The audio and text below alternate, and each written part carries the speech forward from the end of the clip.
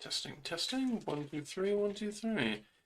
And with that, we should be live. Greetings and welcome. I am Joffrey, and today we're going to be doing a bit of a Rosbach update roundup, perhaps, discussing all the major changes that I have not yet covered in the Rosbach update, and with any luck, depending on how the stream turnout is while it is live, we'll discuss the update as a whole.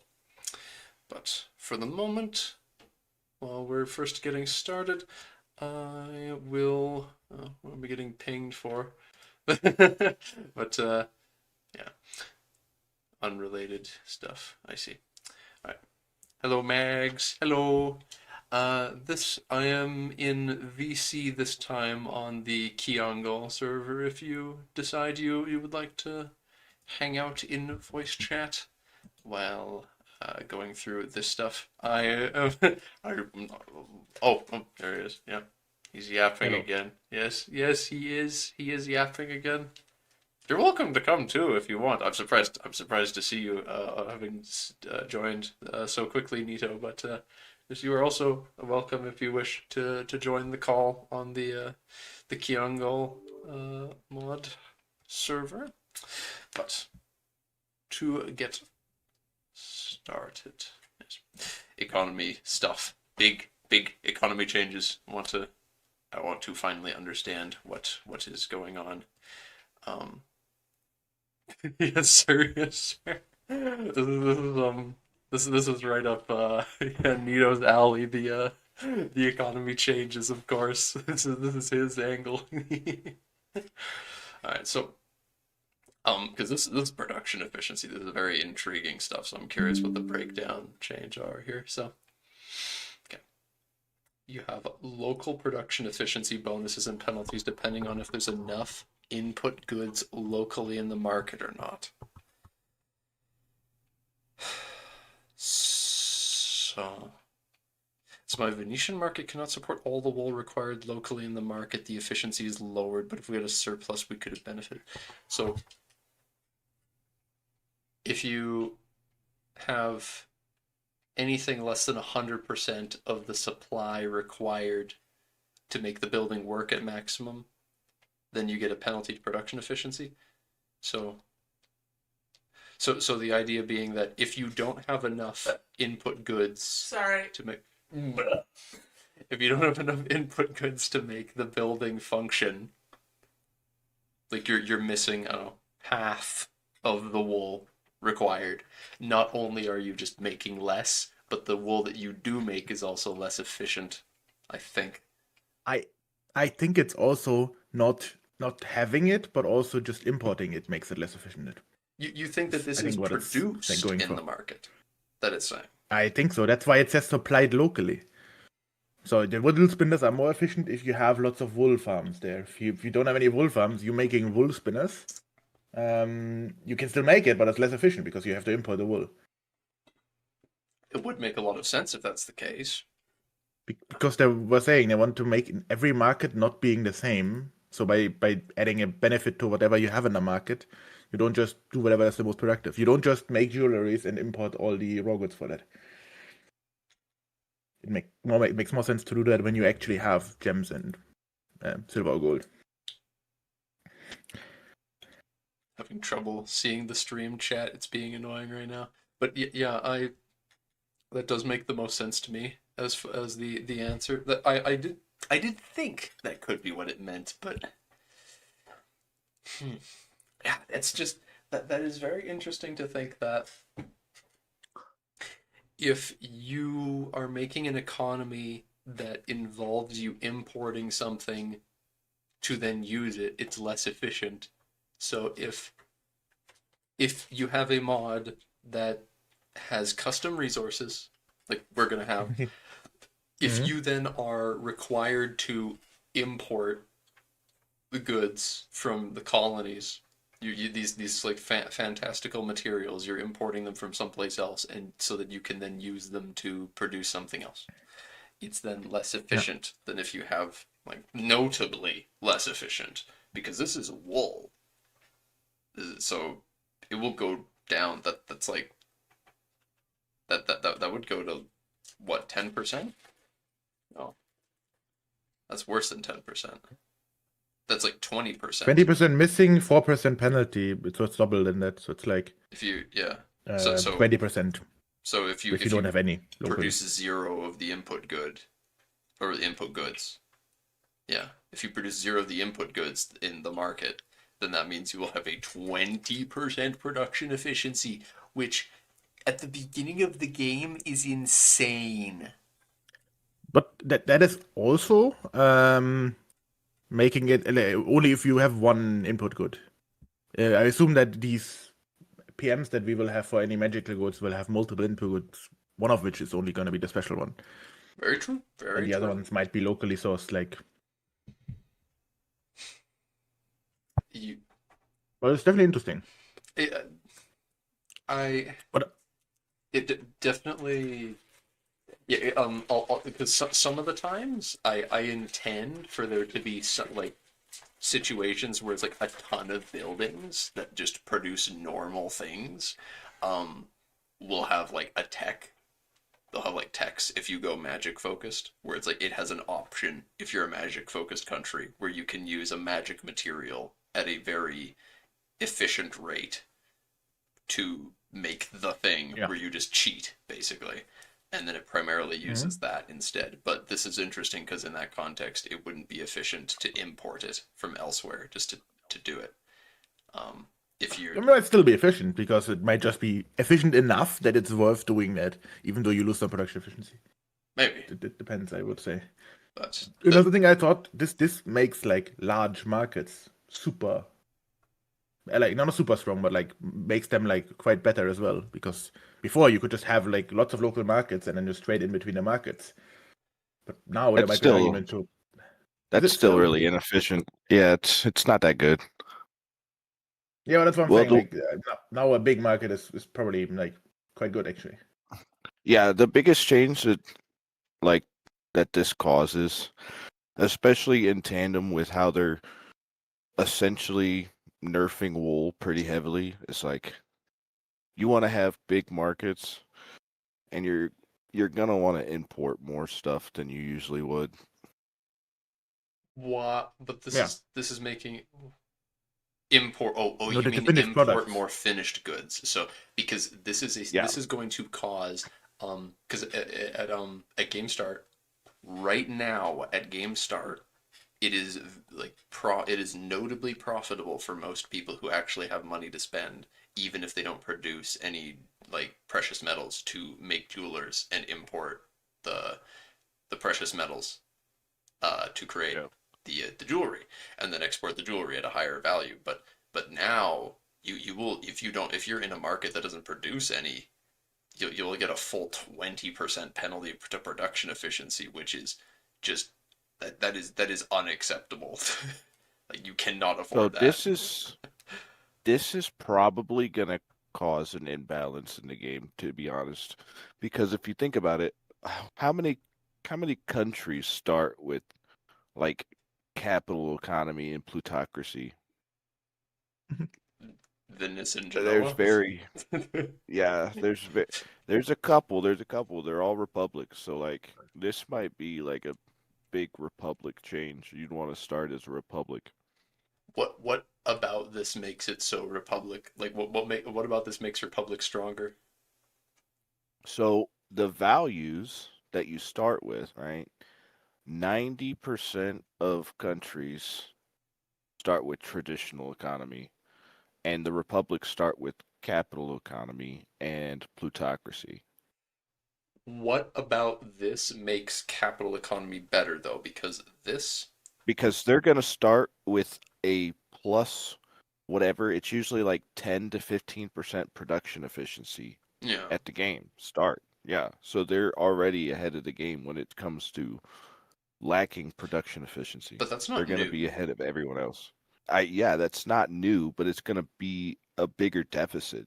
Everyone's going to be Oh, having a huge deficit of building things. So the point is that capital economy helps in this new update. Capital economy will help make up the malice. I see. I see. Yes, it's The gonna be they're gonna be stronger at the earlier onset of the game.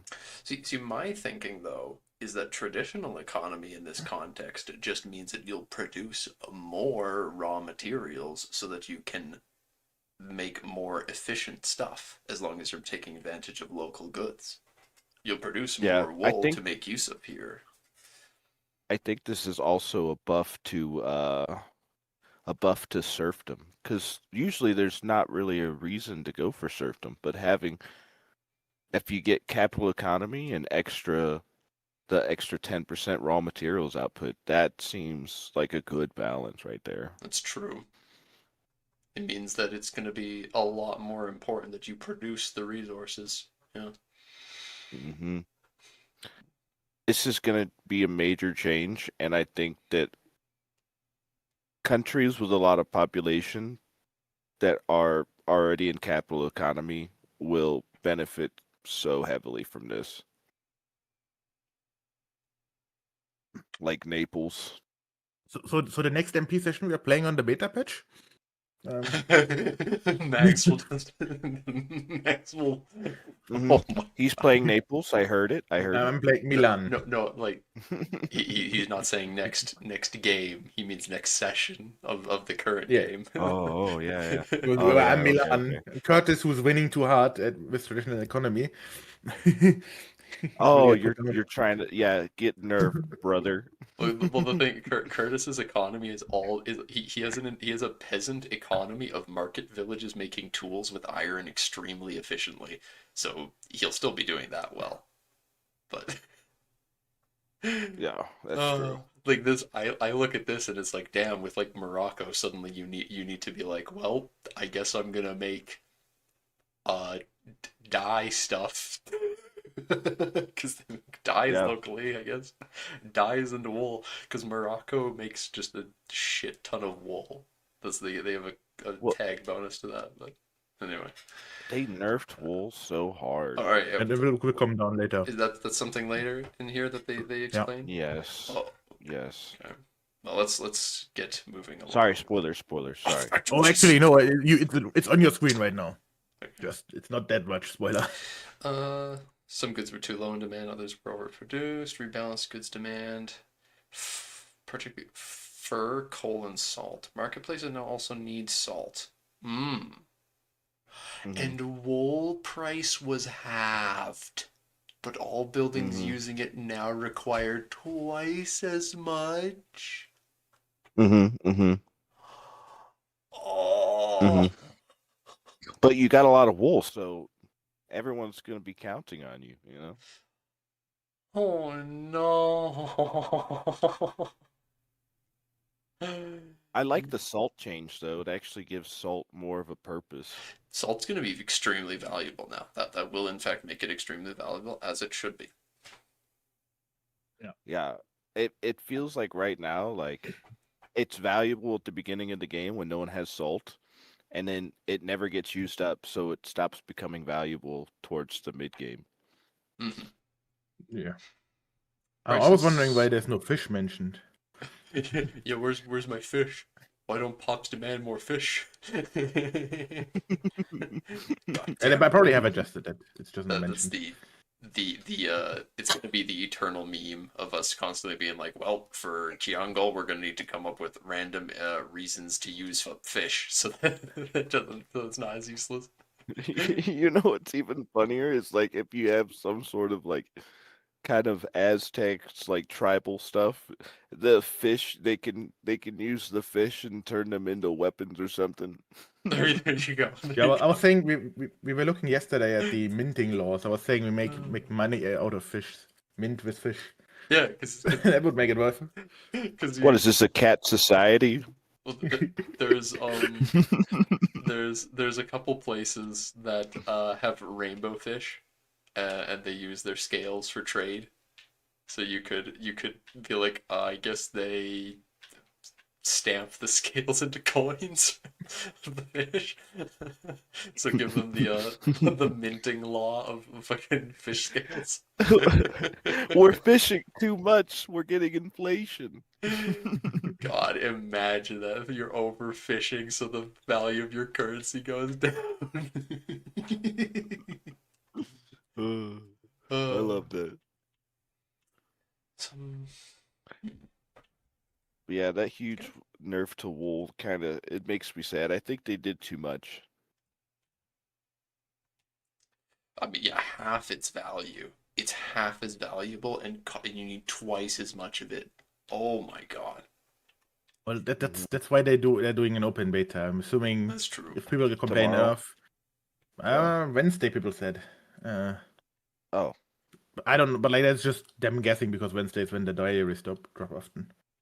Could be tomorrow as well. I'm hoping. I was hoping today, but When it didn't happen. Whenever it launches, that's the time for the impromptu MP on the beta. See how unstable Yeah. it is. But like, if it's too bad, they might walk back down the wool stuff a bit. But it will still be nerfed. But it might not be a half. It might be like Yeah. 3/4 or something. yeah, this is gonna make fiber crops so much better for sure. Oh, I'd heard. Yeah, I'd heard people mentioning this, that many produced goods, so yeah, finished products use less capacity to transport, and raw materials require more. So like That's good. which makes a lot of sense. It should be infinitely easier to transport, individual units of tools than it is to transport individual units of iron. Yeah, that's true. Well, I think it's quite crazy that it hasn't been like that. Like it should have been like that from the start.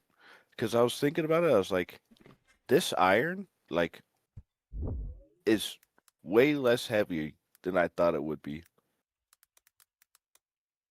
I should really just have the game open, but old habits die hard. Mm-hmm. Like old And habits of just look up Tinto Talk instead I of looking in game, because it looked to me like it was auto completing to Tinot talks. Did you did I look at a typo too often? maybe it's possible and I just wouldn't notice. also, why is it Finnish goods instead of Swedish goods? No. Good question. They can't make it too obvious.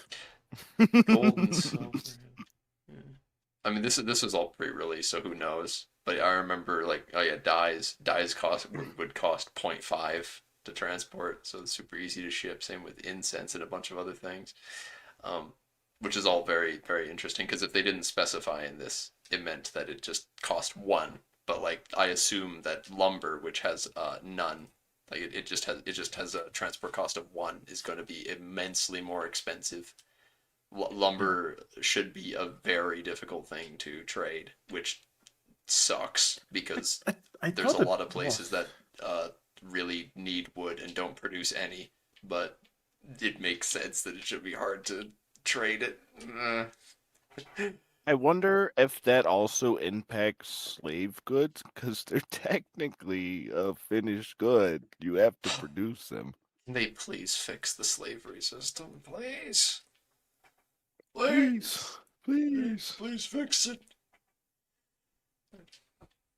Estates and the economy. I've heard that this was a big one. I don't know what they did, but I heard that this was a big deal. The stuff they changed with the estates and the economy. Oh, yes. We've renamed the potential tax base to wealth, as it makes the new design much more clear.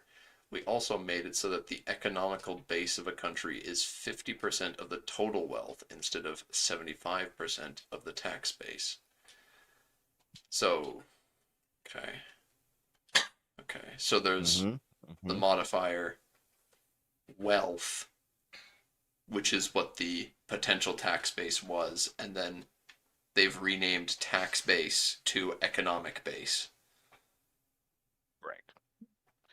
Yeah. Okay. I thought the economic wealth, base was tax what they are base. using to calculate like sliders, and that's now so like sliders are increased if you have more land that is not controlled, which is Yeah, more but land now that's it's wealth, wealth. but not. Yeah, but it's wealth, but not tax based. So like, If you're not actually making any money out of it, it still increases your slider. So now Yep. they've decreased it. So going wide is notably No, better, I think. because what they're saying before that is that before it was 75% of tax base, which is Yeah. the stuff that you're actually taxing. Now it's half of the economic, half of the Oh. wealth. Meaning, Oh. if you're not taxing it, it still increases your slider cost. You're right. Never Technically, yes. mind. I take it back. It's actually the opposite of what I just said. It's not that this makes going wide better. It's that this makes going wide much worse. Hold It up. is actually above total because your Yes. my sliders are going to become cheaper because I have decent control over most of my land. Mine aren't. Like Poland. Mine aren't. Yeah. Actually, I have pretty good control, all things considered.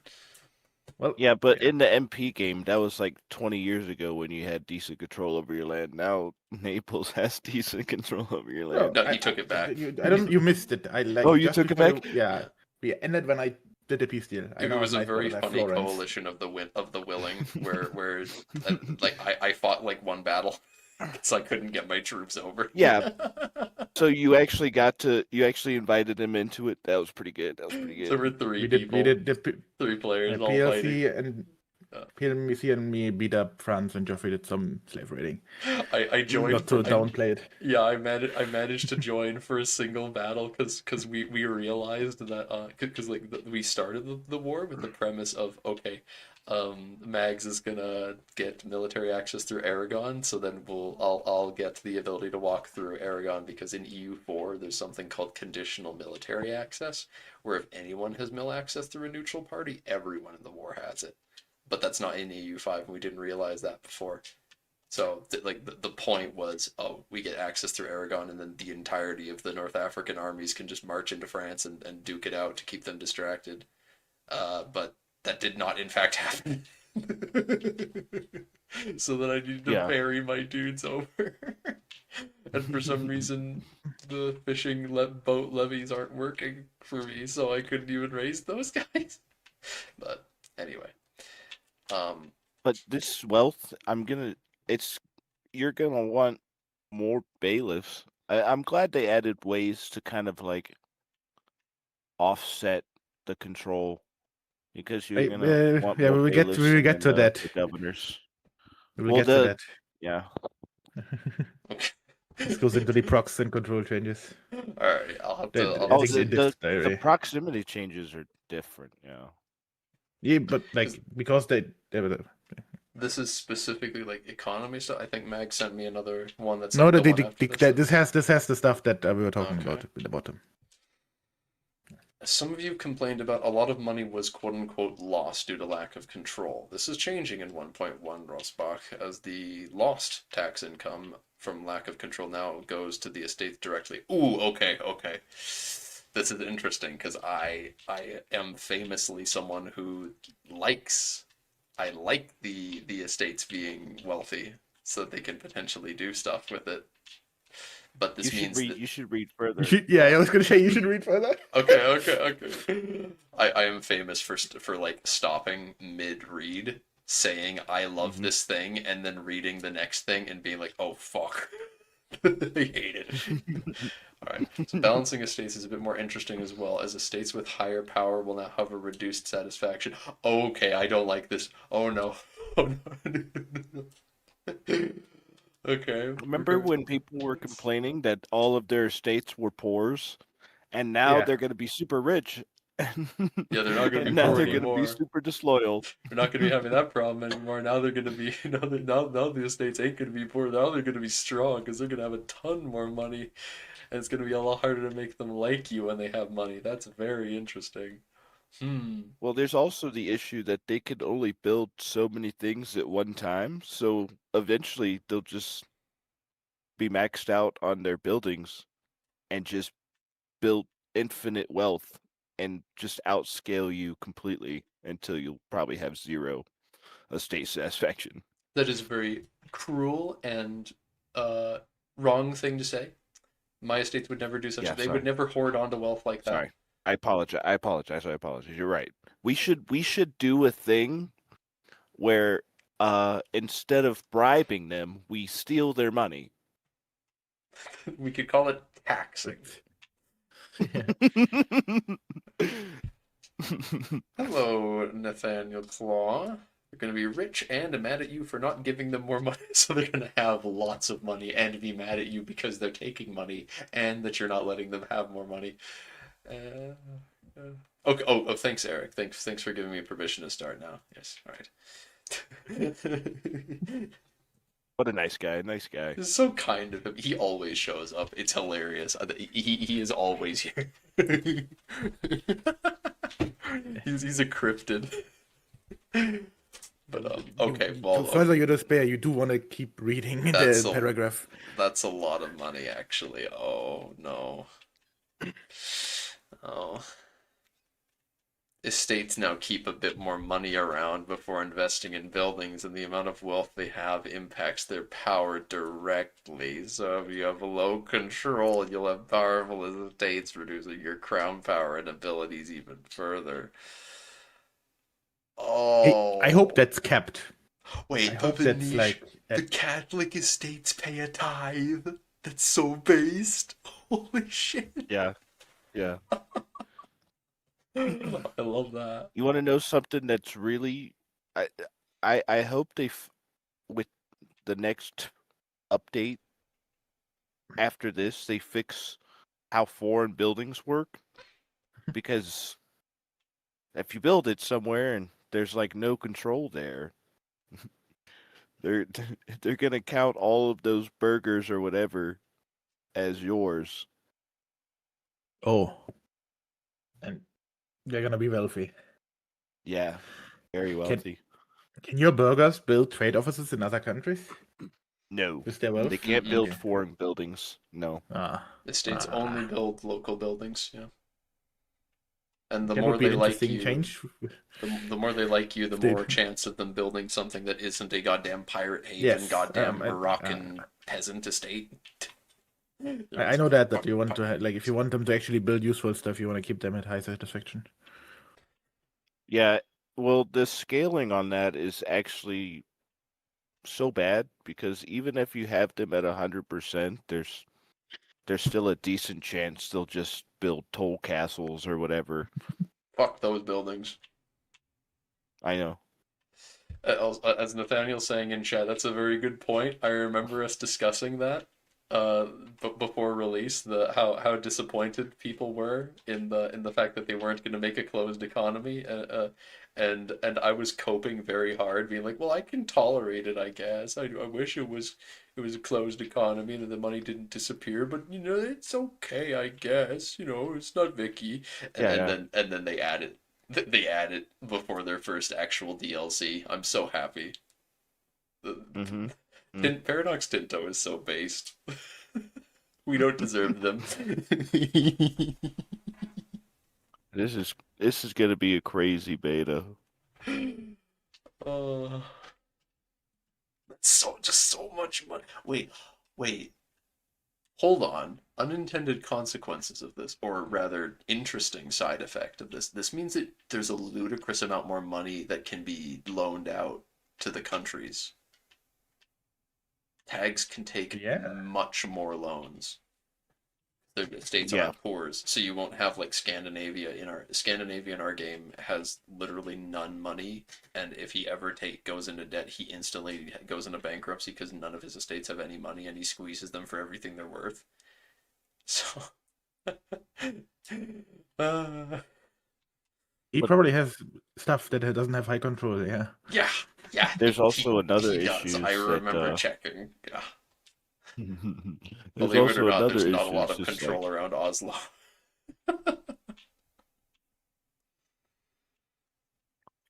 So go ahead. the other issues, like I don't think loans are very good. Not very good. I mean, yeah. Unless you're a Tuscan 3 ages in, then it's okay. I'd say. Yeah. But at the beginning of the game, that interest rate, that's not good. Well, I took the 1%. I think it was like in the age 2 or whatever, and so I I think saved there's up 1% like in age 1 40. as well. Is it age 1? There's some stuff for loans in like the first couple ages, I know. Yeah, because But I yeah. took it was like 6%, right? And I saved up like 40,000 as Egypt, and I took 40,000 ducats worth of loans, and it costed me like 75,000 to pay them off. Yeah. Yeah, I bet you really gotta either be like it'd probably take until like mid game as a country that really just does focus on loans, or late game as anyone else before you really can do the whole like restructured debt concept and like take out loans to make more money later kind of thing. I just don't think that's going to be as much a thing in this game. It's just Yeah, not good to I'm be in debt in hoping this game. It's bad. I'm I'm hoping that they kind of restructure how banks work so that way if the bank loves you, they give you lower interest rates when you make a loan. Yeah, I'd love to be You able know what to I'm ask a saying? bank. I'd love to be able to ask a banking country for a loan that's a lower interest rate than my base number and see if they accept. For for MP or in general, I guess I would love if you could ask another country for a loan. With a like the interest rate is depending on how much they like you, how many favors and stuff. Imagine in MP, I can ask you for a loan instead of you You just giving me can't money. you can't ask for a No, loan. can I? Mm-hmm. Yes. Yep. With a lower interest rate? That's what I'm. Yep. You I can guess ask for probably. a loan for it's based off of your tax base, right? Um. So Yeah, the higher tax base country can offer a loan and it whatever your yeah. tax Off. base Okay. is worth. And then you can offer like a 1%, a 2%, 3%. It goes all the way Okay. up to It is 25%. possible. Wolf That's cool. Wolf offered me something that was like he was like, hey, could you give me like a he's like, do you want to take out a loan for like no no it wasn't someone I was playing a game. There was someone was playing a banking country. I think it was Eden, and Eden kept on Yeah. offering like me loans of increasingly high interest rates, just for no All right, it's reason. 1%. It's 1% this time, and then it's 2%, and then it's all the way to 25% in 5 years. Yeah. Like the least favorite countries of the burger estates, Austria and Bohemia. What is Austria doing in this game? It's making the burgers hate them. I mean, they're It's feudal. just because they're Venetian. It's based on culture as well.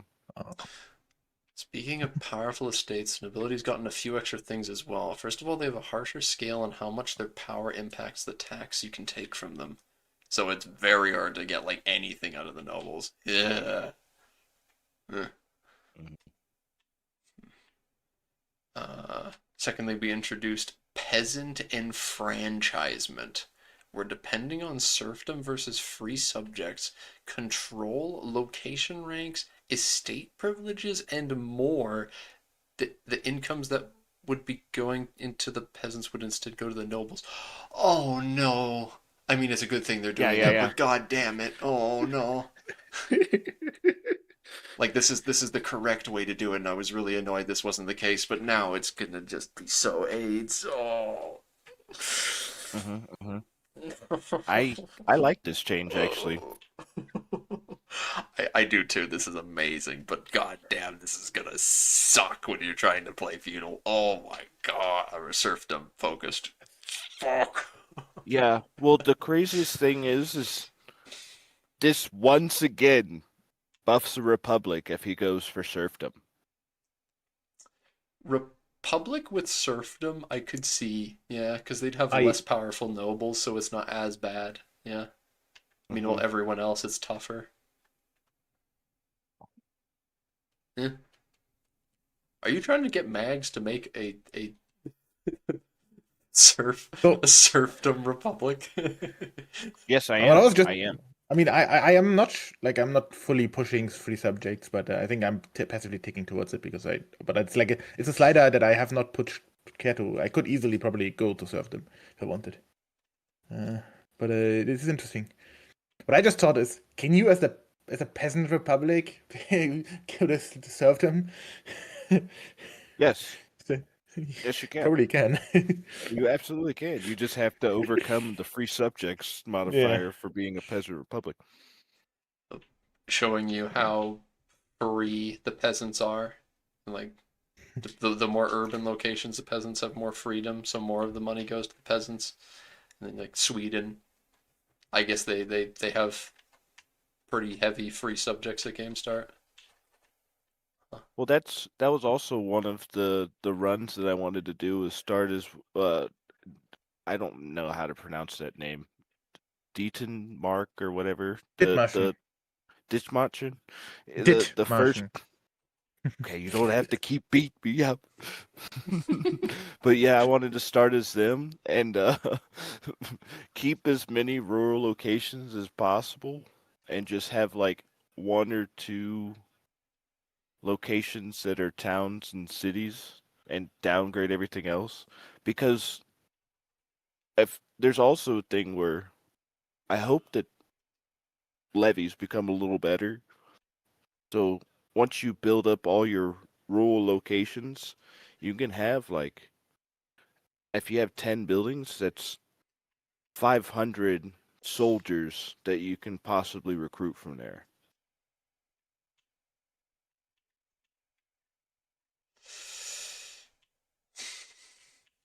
I'm just stuck. As Eric is saying, in the chat, the modding potential of this, I just skimmed over. I was just so excited and like freaked out by the implications of this for the vanilla. I wasn't even thinking about the what this means from a modding standpoint. The fact that you are capable. This means that you are able to make a system for an estate under certain circumstances to steal money from another one. And that's very intriguing because I wonder if that is actually possible. I have a feeling that it might not be moddable as much because it's something they added on top and kind of haggard. I choose to believe.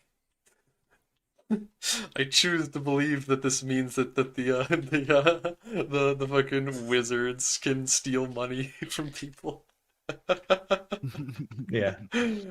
Uh, Well, I mean, what I honestly, was, what I, oh, sorry. you and could there's a make the wizard estates the nobles. That's what I was thinking as well. Maybe they should just be the nobles in magic countries, Mhm. kinda, because like otherwise you would need to like if the wizards are in control of the magicracy, then the wizards are kind of the taking the place of the nobles. kind of, yeah. Hmm. Maybe you only make this would be the thing you would like depending on what country. If it's like a full magicracy where you have the wizards are the ruling class, they are the nobles. Maybe there's a something where then if they're not in power, they have their own separate estate. I don't know that because Well, I would if hmm? in the concept of it is like those are the people doing all the fighting, right? So it's just like, yeah, you would want them to be the nobles in the societal values while there's still like a church kind of thing where there's like priests and stuff that preach for you or whatever. The thing to consider there is that I mean, there's gonna be wizards that are not nobles, that are just working men. So like that this will Mhm. be interesting. Maybe it is just worth having the working wizard class, if you want to call them that, be their own estate, and then you have the wizard nobles as just part of the nobles instead of being part of the wizards. So like The the wizards are taken from clergy, burghers, and peasants, but not from the nobles. the concept of a magicrat. Like there's a different there being a difference between like a Yeah, mage and then a magicrat, which is a noble. Like they would be in the noble yeah. estate. They're just a noble who happens This to do magic, where they don't run in the same spheres as the mage yeah, estate people. this actually does make sense. Yeah. You have like if you have a major crazy, then the nobles are magicrats, but the mages still exist. Oh, It's like an Eric, interest group. Eric, yeah, we already have a template. We don't have the modifiers on it yet, but we already have implemented a bar that doesn't do anything yet, and there's no way to influence it. But yeah, we've got a bar in our mod for magic versus mundane. It does do stuff. You haven't looked at it. I have not looked at it yet. Max has been Max has been changing stuff, and I've been watching. I'm sorry, Max. It's very haggard right now, but it currently Magic gets research penalty, levy combat efficiency of 100%, uh, which with the new update needs to be rebalanced, and like levy size modifiers. But Chill guy, yes, you most definitely can add new estates. We haven't tried adding new yes, estates yet. There's a lot of more important foundational stuff that we want to do before that sort of thing. But the way that, yeah, one of the primary ways that we intend to represent magic is with, with a societal value. A societal value, techs, production methods, troops, and of course a mage estate. Where even if you're in a country where the societal value is very like 100% towards mundane instead of magic, you still have a mage estate because, fun fact, they still exist, but you would have very little privileges you could give them probably. Actually, maybe you could give them yeah, privileges that require you to be mundane focused, where you sanction them and shit. That could be neat. Where it's like probably. if you're over 50% towards mundane, you get options to push you even further towards mundane and make them pissed, but you get some bonuses. You add a magic tax. If you Like want to the do magic, you crazy should pay a Magic Demi tax. state. tax! Yo, Yeah. magic tax, where you're just like, you make, oh, I don't know what you would do, but you'd like, yeah, you'd raise the max tax on the magic rats, make them like you less, and some other stuff. You make other people like you more. It's like everyone else in the country likes you more, but they just hate you. Yeah. But Uh, yeah, estates are definitely moddable, especially if you just do them in a demi way. Adding a new pop tab and then making an estate for them, that might be a bit more difficult and not as yes. easy, but Yeah. something like a demi where you just yoink people from a different estate will definitely be doable. Because yeah, the Demi and the Cossacks, for example, in vanilla are very simple. Where the Cossack estate, Yeah. for example, is literally just, are they tribal? Are they the Cossack culture? If both is true, then they go to the Cossack estate. Otherwise, tribal if they're tribal pops. The Demi estate is specifically um, there's a list of different religions, and if a pop is any of those religions and they are in a country that is Muslim, then they belong to the Dhimmi estate instead. I think Yeah. I'm pretty sure it's a one to Yes. one. Yep. Um, And there's a tier, like the way it's ordered, so like you can have multiple hitting the same theoretically. You could have demis and then a second estate that's the same but different, and depending on what they fulfill first in the list, so like you can. yeah, It's very intuitive. there's a prioritization thing. Yeah, so you can Yeah. theoretically like be like, well, we don't want nobles to be here, so you put the nobles in something if they meet that category. Although that would be weird, but yeah. Yeah. Oh, yeah. I'm saying you could prioritize other estates. So for like Yes. pop types to go to a different estate. Yeah. Yeah. Wonder if you could have wizard estate pops promote from nobles and clerics instead of just peasants. I don't know where wizards would fit on the totem pole, but that's not especially important at the Yeah. moment. That's that's a that's a later problem. I'm very, very worried about potentially making a new pop tab and it not working fully, so maybe they Yes. don't get their pop tab. Uh, And you the maybe need to find some other way. I would basically, we would most likely just, like, probably just want to, like, add any magic stuff to the clergy until we feel comfortable with making a new pop type. Yeah. But that's also not quite yet, I don't think. I don't feel. I got some more foundational stuff I want to do before we move on to that, as exciting as it is to think about. Wonder if you can have wizard estate pop from. Oh yeah, that's what you said. Yep. The thing, one thing, Eric, is that like I was saying with the fact that um you could theoretically in a magic focused country you would have nobles who know magic that aren't in the they're not in the wizard estate. You would also in both types of countries have clerics. You would have the clergy estate knowing magic even if you're in a mundane country, and likewise, you would probably have to give them privileges. to sanction their magic or support it, depending on what kind of country you are. Wizard-based countries, very based. Wizard combat units, yes, there's the plan. That's the plan. Wizard units, Shadow Wizard Money Gang. Nah, that's something else.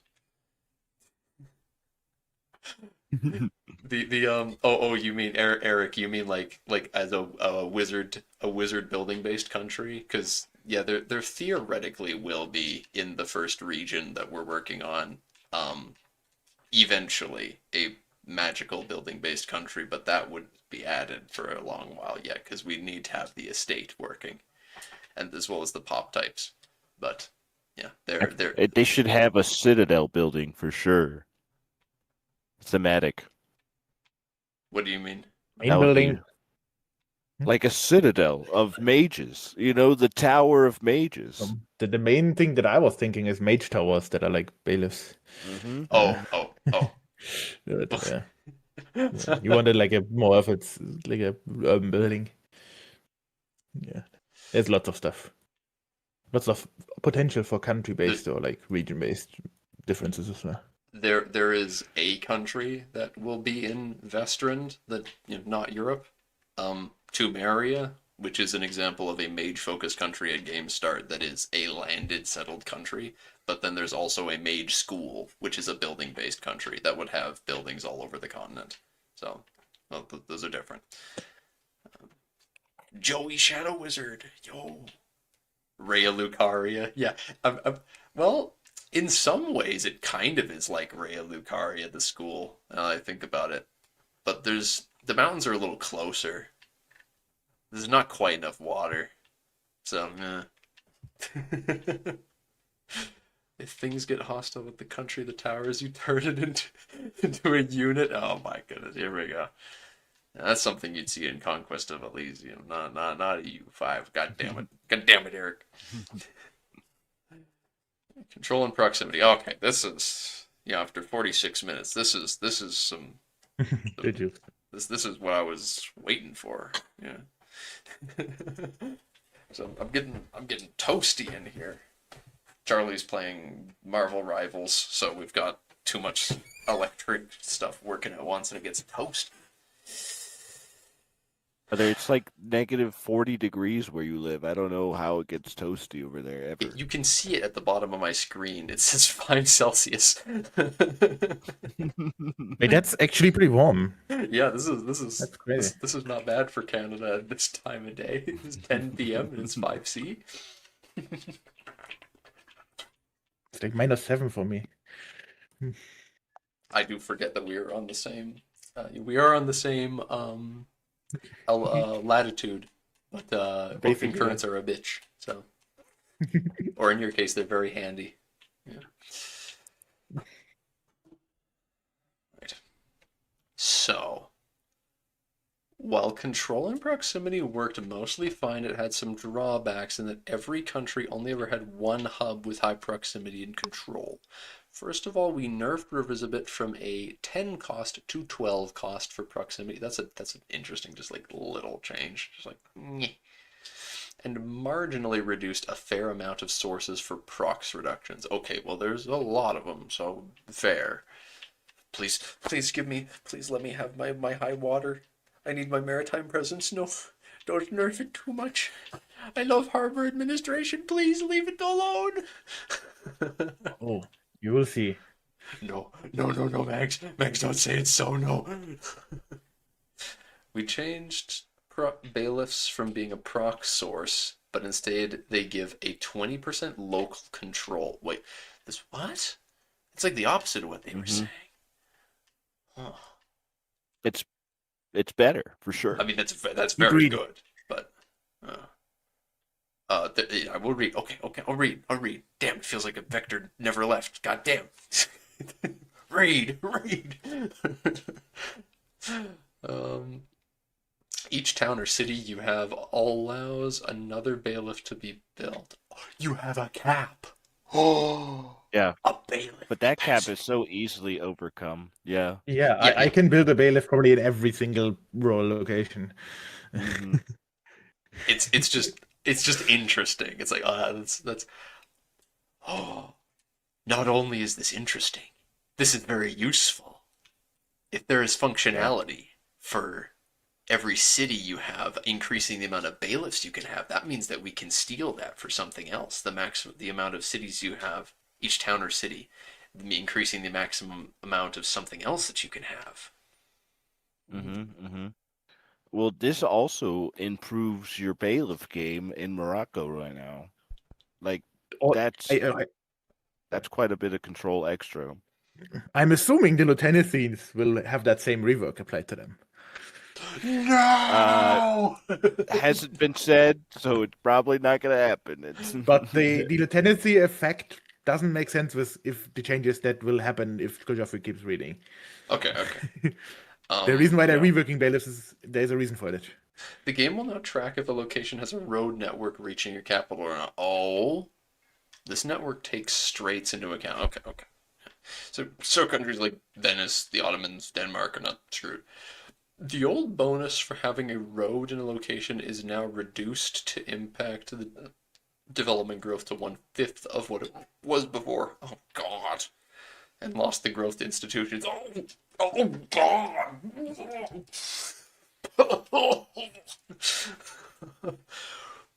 Right in the gut. Oh my goodness. I say right in the gut as I slap my chest. However, being on the capital connected road gives the former bonus. Oh, and also the local monthly control gain. Okay. Okay.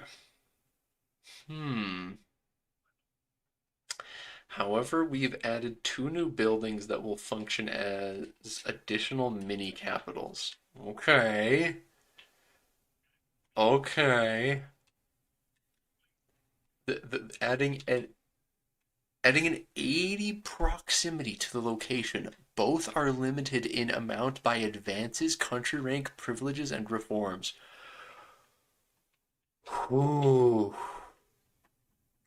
Numbers will be The explained in a later in like one of the extra dev diaries. The local governor can be built in any city that is a connected road network to the capital, while the naval governor can be built in any port city in the same continent or adjacent subcontinent that is on an isolated landmass. Spain would be Spain. Spain would build one in Antwerp and or Messina if they had naval oriented enough. Here is the proximity map for Castile in our MP campaign with local governors in Toledo, Cordoba, and Sevilla. Toledo, Cordoba, and Sevilla. Yeah, I mean those are good places for it. Yeah. This is gonna hurt you, I think. Because you are currently playing with your capital just across the Strait of Gibraltar, wanting to get more control over Iberia. But you can't connect that to your capital because there's no strait.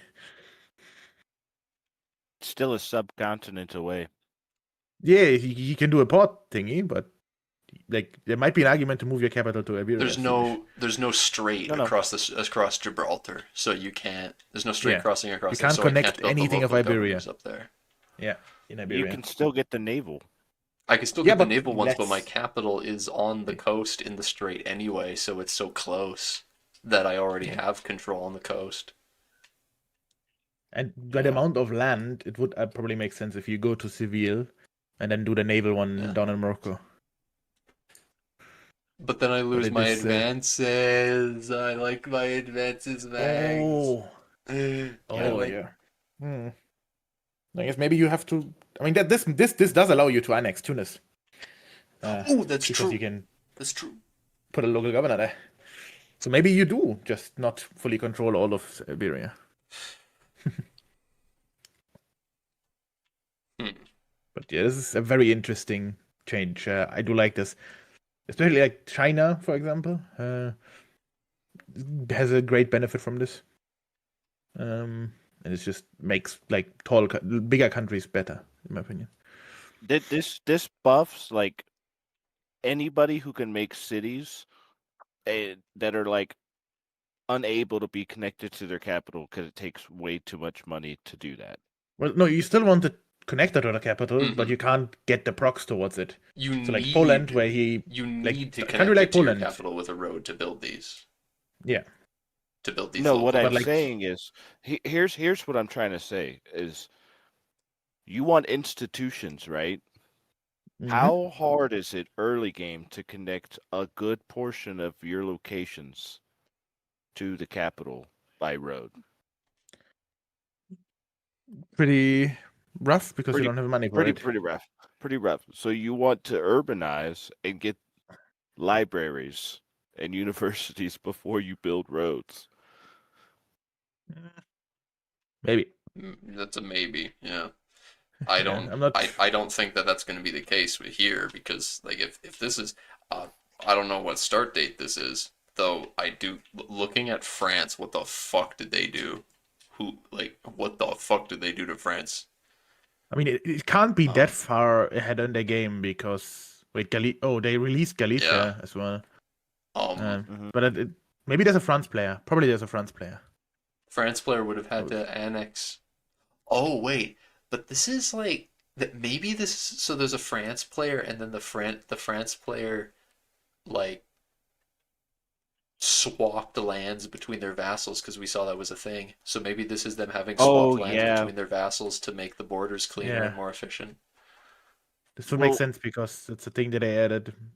Might as well test it in MP. And then, like, this is a bit further in the game because Valencia and Catalonia, I assume, are Castilian vassals. I Or assume there's an so. yeah, Aragon that makes player. sense. But no, an Aragon player wouldn't release Catalonia. Does help a But large countries a lot. Yeah. You just need to get the road to the governor building. Yeah, you need to get this, the road to the city that you want to build the governor this, building in. Yeah. So this will we this, don't know. At least I don't know yet. I think you said in later ones they explain how you get the number up. yes, it's in the Sunday Extra. Okay. Because this is already There's three no, governor you could, buildings. you could, This you is like could go. Wait, you could this go into the Sunday Extra now. There's only that basically in there. It's this this one. And then go back to the food changes after this. Because this is on topic. governors. All right. First of all, local governors. Local governors, 1 to 4. As default, each country can have one. Kingdoms and empires get another one. Age of Discovery gives one, and one in advance in Age of Absolutism. Okay. So at game start, Spain is getting just 1, 2. So the Spain would have 2 at default. Naval governors get 1 from Harbor Administration. Mwah! It's even better now. I love you. I love you. You're right. Read on, and Joffrey will be rewarded. They have blessed me. Oh, you know what's it? I just realized this means that if I was playing Prax, in Kiongol, if I was playing a United Prax, I could play Harbor Administration and put a naval governor on a city I build on the north side of Prax. Can you? I thought it needs to Is that be. subcontinent? It's not a subcontinent. It's the subcontinent of Westrand It's right now. yeah, So like everything is Westrand. yeah. So it's on the same island. So yeah, I thought you needed to be like somewhere different, but maybe you can. if you I, can build them in the same, if Spain's Yeah, able to build a you bunch of have them to be on the in same Spain, continent, or it has to be a oh, subcontinent away. yeah. okay. I thought there was some sort of requirement where it Oh, can't be in like the same area as well, but I guess not. Yeah, you Mm-mm. can definitely do it on the north side. Yeah. You can also just do local governors, so you will have that's like true. lots of control over Prax. Yeah. Um. And so okay, yeah, 1 from Harbor Administration. So by default, yeah, it's 0 to 2. You get 1 to 4 with local governors and 0 to 2. There's no guarantee you get any naval governors. Yes. Yeah, 1 from Harbor Administration and another one from Naval Infrastructure in Reformation. So that's a while. Yeah. Each governor has a building upkeep of 10 gold a month. Woo! Which may not be much for a big empire, but is not a negligible cost. All right. All right. I would have hoped that this would have just used goods as instead of a flat 10 gold cost. where you need to like give it a certain amount. I don't know, weapons, gold. I'm sure Kind of it stuff. also has that. It has But- some maintenance on it for sure, but the Yeah, the maintenance 10 is 10 gold a gold, month, but yeah, the 10 gold a month is like the monetary costs. There's still like building costs, Yeah. like the I goods guess. that required for it. There's a The lot of 10 gold a month, buildings. There's a lot of buildings that have a It's just on monetary top maintenance of. in addition to the goods. I guess you would it probably have also. to you would have to get the 10 gold a month back from actually having the building built somewhere where you make more than 10 gold a Yeah, month. that's pretty simple. Like in our the state that we are in the game, like everybody has places where they could build it and would make lots of money from it. It's the cost is. What I'm saying is, it would be cool if it was not just a fixed amount of money, but rather based on PM resources. But I guess to get to a 10 gold cost, you would need so many goods into that local governor's office that it doesn't make sense. Well, they essentially use the same kind of logic as the order commandery because it has a flat amount of gold to owner and a flat amount of maintenance. Yeah. It costs maintenance. Yeah. So, this is intriguing and horrifying. You reading on? Yeah, I read the next paragraph while y'all were talking. You can't make a core into a subject. Yep. Yes. Oh. Oh, so if you make a subject and that subject makes the land into a core, you then integrate that subject. That land is now a core of you. You can't release them anymore. You can't release that anymore. Yeah. Because I don't know that you will check for it, but there is a caveat in the dev responses from Johan. Historical subjects are exempt from this. Yes, historical subjects are exempt from this, which is great because Yes. that would have been This is so bad. This is the reason why Catalonia and Valencia probably exist in that Yeah. screenshot with the governors, because those ones you can release, even though they have to be a bit bigger. You can't just make it one province. Well, it would also suck if you were like the Byzantine Empire and you couldn't release Thessaly, or not Thessaly, but Thessaly's not cores you know what anymore. I'm talking about. The one that has cores on Neopatria. Oh wait, this does mean I as the like that. Byzantines you can't release vassals. You can't do the vassal strategy anymore. Yeah, well, technically you could. You could. They didn't say you couldn't see locations. Yeah, just Yeah, give it that's all like, to I wonder Thessaly. if you can make a vessel and give it to them, yeah. Eric, by the shadow monster behind you, maybe you mean the sweater on the closet? Wait, you don't see the shadow monster behind you? I thought you know.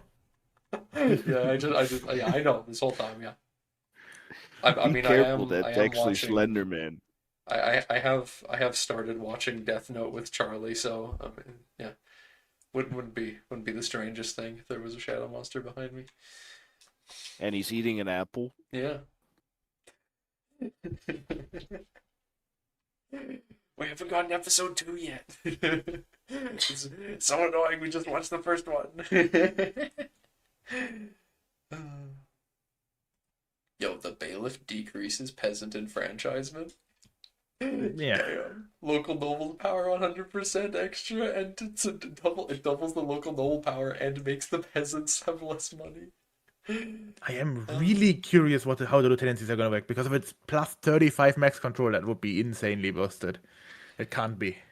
There must be like some other thing going on with the lieutenancies. Because they don't make sense to give 35 procs. Like local procs, Listen, so that doesn't make sense. I feel like lieutenancies has been overlooked yet again. I would not be I surprised. know what you're thinking. Yeah. This is the third change to stuff like this, and lieutenancies hasn't even been touched. They literally showed Castile in the screenshot. Surely they I must have figured out. Oh wait, lieutenancies are a thing. I don't know. You can move your capital to a different continent. Build a lieutenancy in your old capital. Put your capital back there, and you would get the bonus from the lieutenancy. You get 135? That is crazy. Yes. Wait, so Yes. Geoffrey, if you move your capital to Seville, you wanna put a lieutenancy there first. Oh my god. He'll have to be Al Andalusi first. Or is he Wait, already? Yeah, he's Andalusi. He's like he's fully Yeah. converted like to Andalusian. 65% of my country is Andalusia. The rest of it is slaves. Excellent, brother. Excellent. So, Hey. so They will Cadiz, come. Cadiz has Wait, 100% harbor capacity. I build that up to be a city, and then put a viceroyalty there, or a lieutenancy. Move my capital there, and then run my empire of Al Andalus from there. different thought. Can I give him Florence and he builds a lieutenancy for me there, and then I move my capital there? Bro. Yeah, just sell him the Yes, just sell him move Florence. He move builds your one. capitals. Yeah, sell the location. He builds it there, and then you buy the location back. There you go. They better fix that shit. They better fix that shit. This game has way too I many love that shit. problems. I love these kind of goofy exploits. There are way too many situations where buildings are enabled when they should not be. I can Like if you don't change your capital all game, you can have all of the capital buildings of being a theocracy, a monarchy, and a republic. Yeah. Well, If you look at theocracy doesn't have content. You goof. What are you talking about? Oh, sorry. You're right. Yeah. You're right. Yeah. Fortress churches aren't good. Not Or- good. Mm-mm. I don't think so, honestly. uh, You would know better than me. I know enough at this point not to argue with you about that sort of thing. 10% fort defense and a plus 50 garrison size. I think that's pretty good. Good trade off. Just assault with levies and kill your entire country. I'm already collapsing right now. if you wait, look at the dev responses there. This is why like my question about the naval governments came. There's a response from him: you can't make naval governors in Venice, Austria, unless you have a landmass owned by somebody else between. Naval governors is only across the sea situations, like Venice having Maria, Aragon, and Sicily. Okay. Mhm. Okay. So this seems to me like if you're what were you saying? If you're in Prax, then you can't make a port thing in northern Prax. That would need to be a 'Cause it's- land one. Yeah, that would need to be a local governor land Yeah. building because you build a road through the fucking mountain range in the middle. Yeah, you might be able to do one on the Ember Island, but not on the Prax. It's Yeah, meant to be well- like in a different landmass than yours. I That's don't the think idea. there's a straight The way crossing to that the I'm Amber looking Island, at this too is like the strategy that I was doing with Andorra is kind of bricked because I took half of France and now I can't build that building there because there's no actual road connection. You have to build one, yeah. I've already built a road connection through Aragon, who is my Yeah, but- ally. You have to think about it like this. Like they slightly nerf procs, but like if you actually get these governors, that makes them so like this makes the area actually so good and worth usable. Like you couldn't Yes, but if you you- couldn't have used it you won't- before. You won't be able to build them through your ally. I don't get proximity through my ally either. Wait, so The you don't have a closest- you don't have a connection to France. I thought you took half of France and it was bothering you. But you're saying My there's capital is Andorra. I yes, and took you don't have a land half connection. of I have the lower half of France and Yeah, but- Provence, right? But there's Ye- I have roads your capital built to to Toulouse or France something. from my capital. Yeah, I'm not moving my capital because I already built lieutenancies there. Why would I do that? You already did the exploit. No, but like what I'm again, I think this is like par for the course. But like you're saying, you have southern France and then you have Andorra, and you can't get to southern France. But like that doesn't make sense. But whatever. No, it's because it's my ally, right? But who's your ally? Aragon. But can't you go north to the Pyrenees? Don't you border France at the game side? Isn't that the No. whole point of? Oh, it's not okay. Mm-mm. I have to Okay. take one location from Aragon to This- border France. Actually, an interesting point. The Pope at game start, Oh, he's kinda done. rough. He's done. He doesn't get any local governors, and I don't think he gets port governors because he's not. Avignon doesn't have a coastline. Well, it doesn't matter because he's not going to be able to build port governors, even if he He doesn't builds have a a road connection there to through his anything, yeah. allies. Yeah. Which, Because his yeah, capital is in coastal, so he can't yeah, build one in that's what I'm Rome. saying. He can't make any of these. Yeah. Maybe he gets Well- to have. Maybe they just give him a like. I mean, if I was doing it, I would give him a special one. Well, it's his fault for being Wait. Italian and not Oh, wait. Iberian. You were talking about the lieutenancies having that oversight. Hmm. How high do you think is the chance that governors have this oversight? You put a governor somewhere and move your capital there, and then you have a 180 local prox source.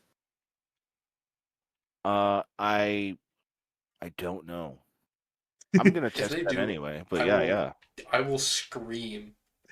If they do that, guys, if on release we test that, and It's by good. we I mean Nito, and then the rest of us will like sit crowded around his screen watching him test it. If they do that, I will make such a stir. I'll make There's a, cookies. there's a reason they're doing an open beta Yeah. first. I will make the most pretend angry video ever put to YouTube. I will pretend to be so Yeah. mad. Yeah, yeah. I We want just you broke off Wait, stream. and- EU5. wait, Infinite proximity. Yeah. I want you off stream to scream. You know, I want to hear it. I don't. You can't make this promise and break it. I'm like a child at a candy store. All right. Okay. I can't scream right now or I'll wake people up. I-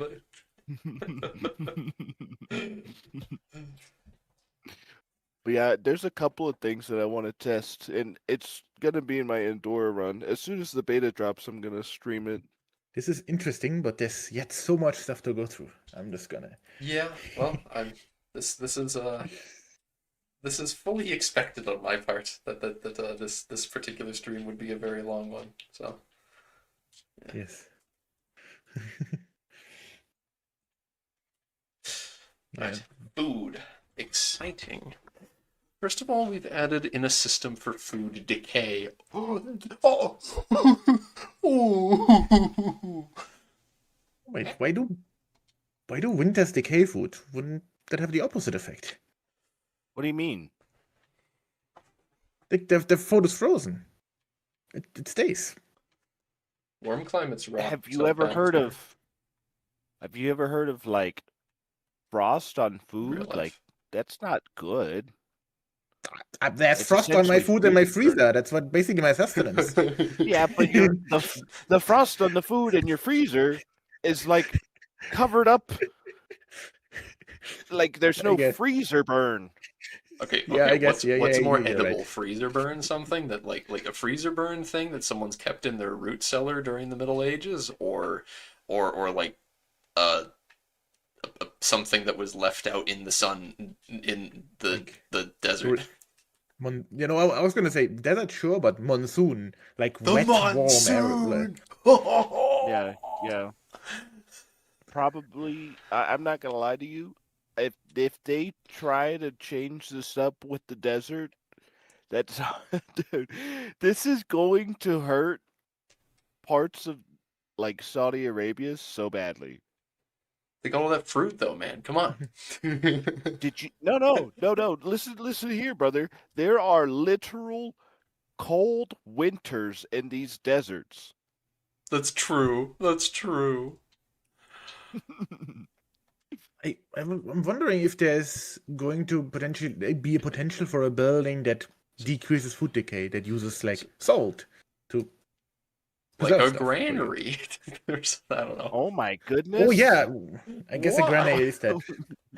We've come full circle to the building that we already have in the game.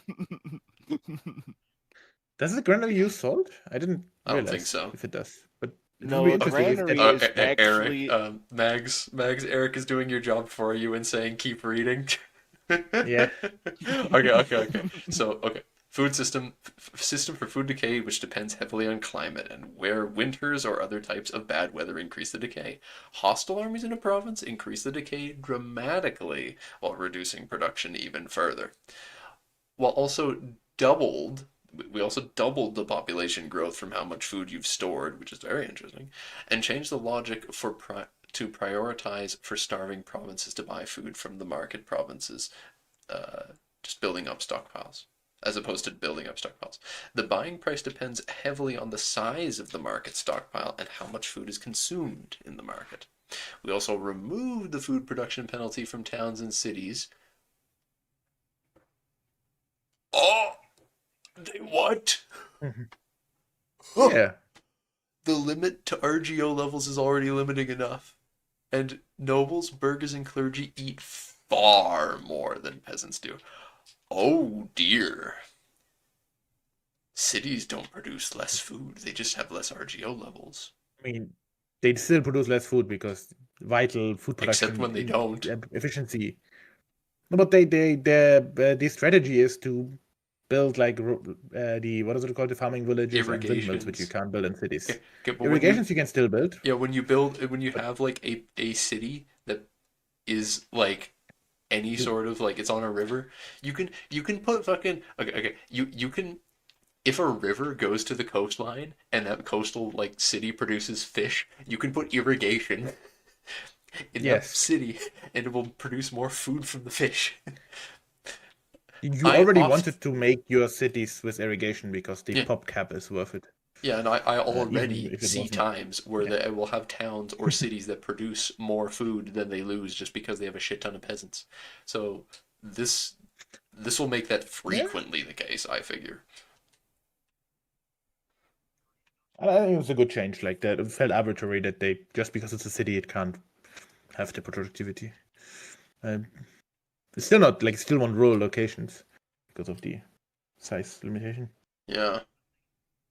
And the more food that you, after all, the more food you store, the more your population grows. That's a big deal. The fact that they made it Yeah. even more significant how much excess food you have. I That's have a like feeling that the 10 years. population of Poland is going to balloon. Yeah. That's like you have to have like 10 years worth of food storage to get to max or something like that. It's something ridiculous. Huge number. Eric is yapping so much right now in chat. What is this? What is this coping?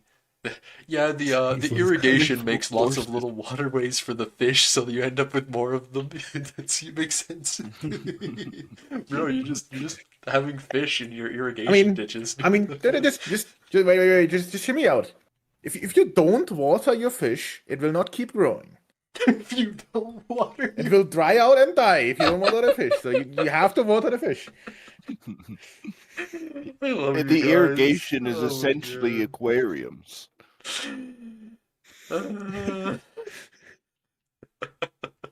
This is so stupid. I forgot that development increases food production as well. Yeah. Yeah. Okay. That does actually make cities strong with that. It counters the lack of windmills and such. So eco stuff. What was so then there's I think it's worth looking at the flavor stuff. Prox, you looked at the Sunday extra. that's a Sunday I extra think it's one. worth And looking at it. there's I think it's worth looking at the flavor stuff. what was this the River Prox one that you That sent yeah, me? that goes into the Prox rework. Because they That's like the full. They did the control rework and the black procs, but they also changed how the procs modifier works, and which there's you the will river now map read about. mode, and you can presumably Yes. based on this see which direction the rivers flow based on this white line. I imagine the white line moves. No, no, I didn't mention it. I'm just I assuming that think. that's why it looks the way it Yeah. does. Well, that's exactly how the better uh road map looks. Mm. Like the mod. That it shows the direction of the roads and the rivers. Oh, this is so good. I don't. They actually just put the modifier here. Thank you, game. Yeah, Thank so you can you. see. Now I can just click on a location and see river flowing through. Thank you. Does it say which direction it flows through? It doesn't. I guess it says proximity is improved towards these locations. So Yeah, yeah, it does kind of say it. yeah. Mm-hmm. Actually, that It might also not. shows the penalty, which is cool. This Wait, is why is yours cut off? Oh, I see.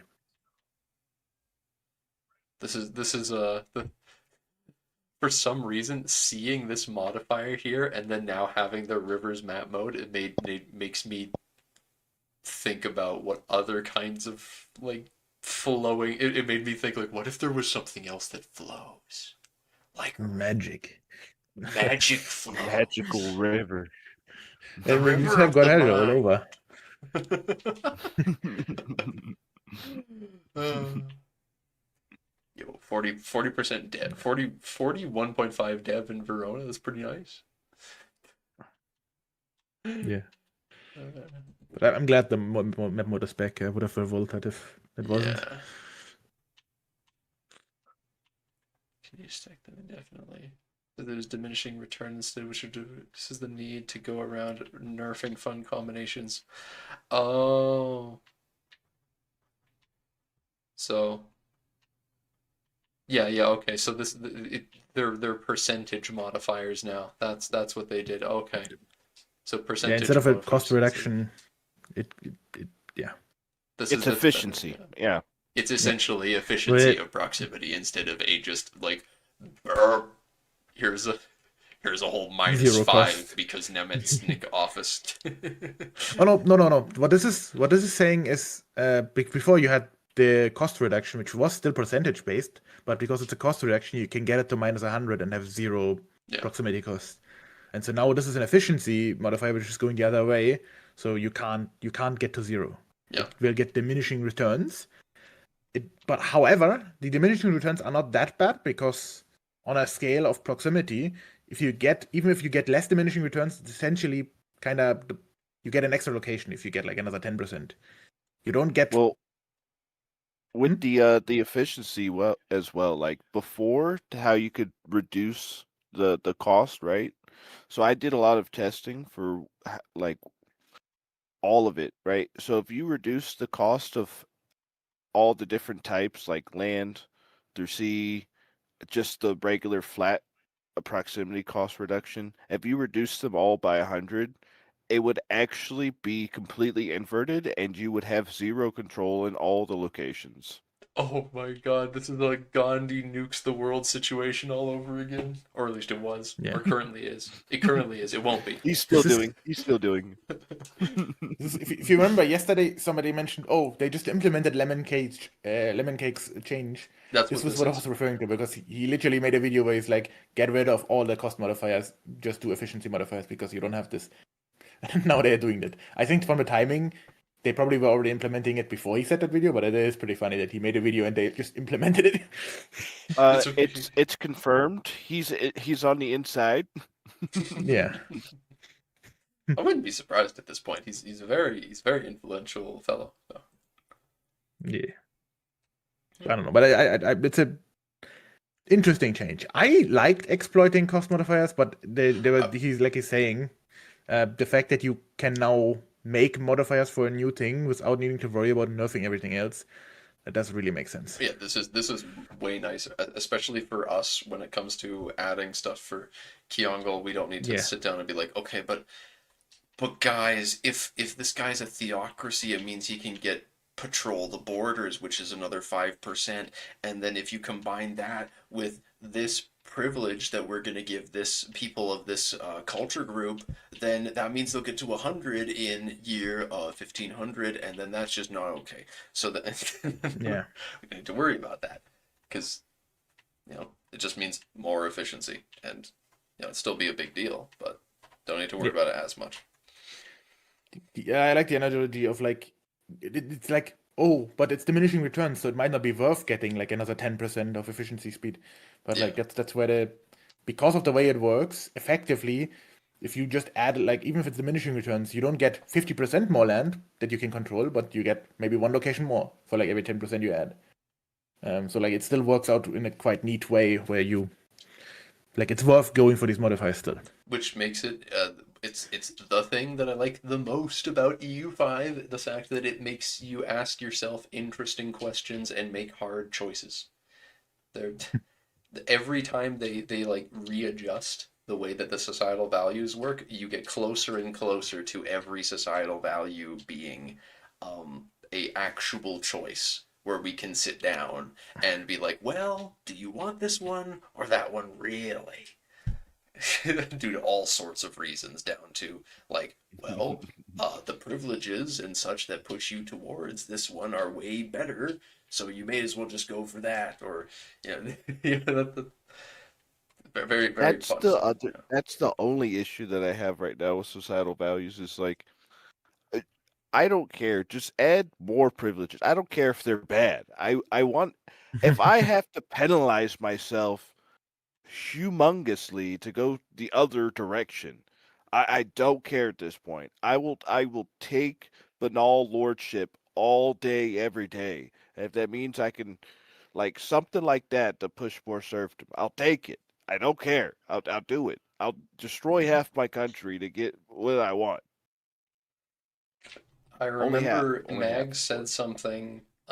You said during the last session of EU5 MP, you were asking Nito, how do I know? Is there a way I can know what estate privileges unlock each age? And the answer was simply, there aren't any, because aren't.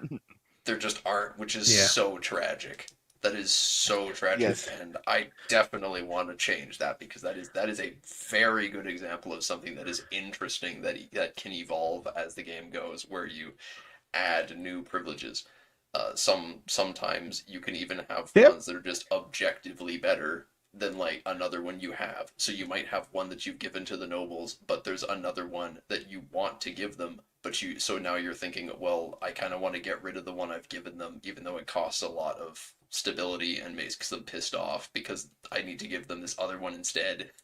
you know, that Yeah. sort of thing Well, is It interesting. so it it also makes it so that you interact with the system as the game keeps going, Yeah. because mhm. oftentimes, especially when the game first come out, like it was like you set your values and your privileges at the beginning of the game, and then you just keep playing the game without ever changing anything. But if there's new stuff unlocked, you might want to go to serve them immediately, or like free the peasants in the beginning, and then you want to switch to serve them once the actual privileges are there that are worth taking for that.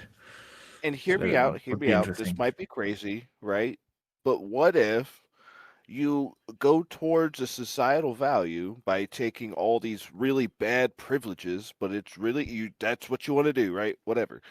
But so you can once you pass certain thresholds in that societal value, it should be the same way like a reform is, right? Like something stab, whatever X amount of stab it is, you can change that specific reform and upgrade it in a way for a certain amount of stability The so idea that it's being not that just a huge malice. there's things like my baby harbor administration, my precious harbor administration privilege, where you unlock that.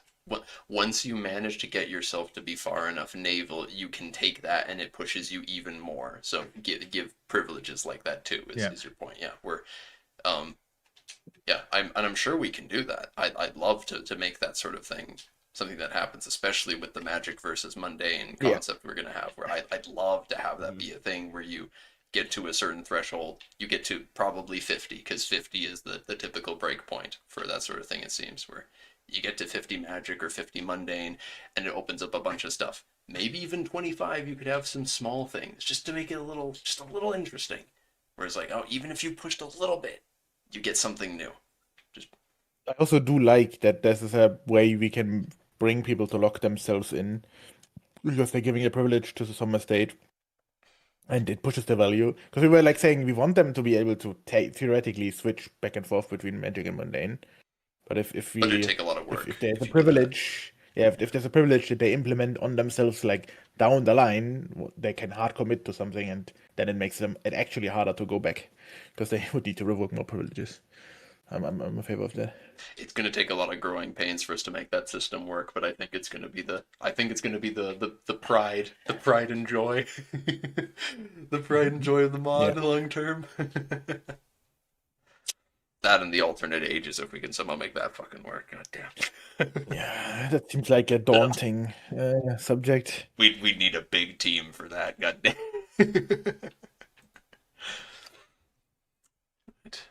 But flavor stuff. That's the last one. That's like really we should. Oh, they have different. Whoa, a different thing. Brandenburg. There's an and art thing as well, but Bavaria. yeah. Eh. Art. I mean, What is it? What is the art? It's the same image. Loading screen art. Yeah. Disaster illustration. The Wittelsbach thing. New icons listen, for advances, reforms, and buildings. there's Some, more gods for Tengri that have icons. some achievement icons. The goose step, obviously. Yeah, I like that.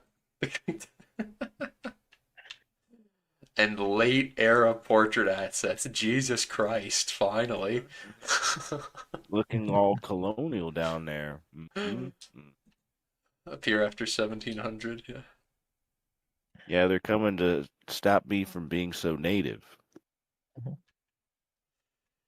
These are just for Europeans, I guess, yeah. So, Yeah, well, the in the natives, next the Europa. natives will never change their clothes, I guess. Oh Well, or they no. become European. I Either mean, that, I can see colonial natives wearing European clothes, you know? I don't know what they're gonna do for that, but I somewhat doubt that they'd consider that one way or another. New I wonder World what still happens. broken confirmed. I do love the tricorns, of course. Yes. Low and high nobles, beautiful. Yeah. Hey, new later age stuff. Yeah, grenadiers, grenadier units. Yeah. Wonder which. Which goes into the flavor stuff. Yeah. Yeah. So presumably that's a French unique thing. I think Prussian. Uh, Hmm. it is mentioned in the flavor diff. I think there's something about grenadiers. I remember reading something. Right. The main focus of the content design team, yeah, bug fixing from November on onwards. So they were just hammering away at bugs. Yeah. Creating a custodian team to work on the base game, which later on was subdivided into 2 additional sub. Jesus Christ, how big is this team? One for hot fixing. You say how big is this team, you do read later. It says how big it is. Okay. Fixes are going into live versions, such as the 1 point something, and then X. Yeah, the extra decimal point. And another for cold fixing. Those are the planned future patches. They're more complex and require more time. So, Rosbach. No, for 1.1. That's crazy to think we're already getting a 1.1 version. Like, we're getting a 1.1 version of the game before there is a single DLC. It's sad that this is a special thing, but that should, like, in my opinion, it's kind of makes sense, you know? Especially with how the release went. It's very necessary. Yeah. Usually, sub teams are usually very small, 1 to 3 devs. This organizing gives us a lot of flexibility because you can move developers between the different development tracks as necessary without much overhead. Making sure we both are able to upkeep the base game and continue to develop new content, something that is handled by a third sub-team. One example of this are the new advances that we added to some formable countries during December. It does seem weird to me that they have essentially like 10 developers working on the game right now. That seems like such a small number to me. I mean, they're talking just the content designers, developers that are actually doing like coding and implementing stuff. There's obviously art people and other, but like it still feels like a low number. Oh, I guess they will have people working on the DLC as well, which they didn't mention. Yeah. These are all the people which that might be like a larger part. There's like 10 people that are just upkeeping the game. Yeah, the custodian team, if you want to call it that. Yeah. The skeleton crew, exactly. And doing all this free stuff like this, which is very, very appreciated. So, yeah. Most of those are already in the. Most of those are already in the game already.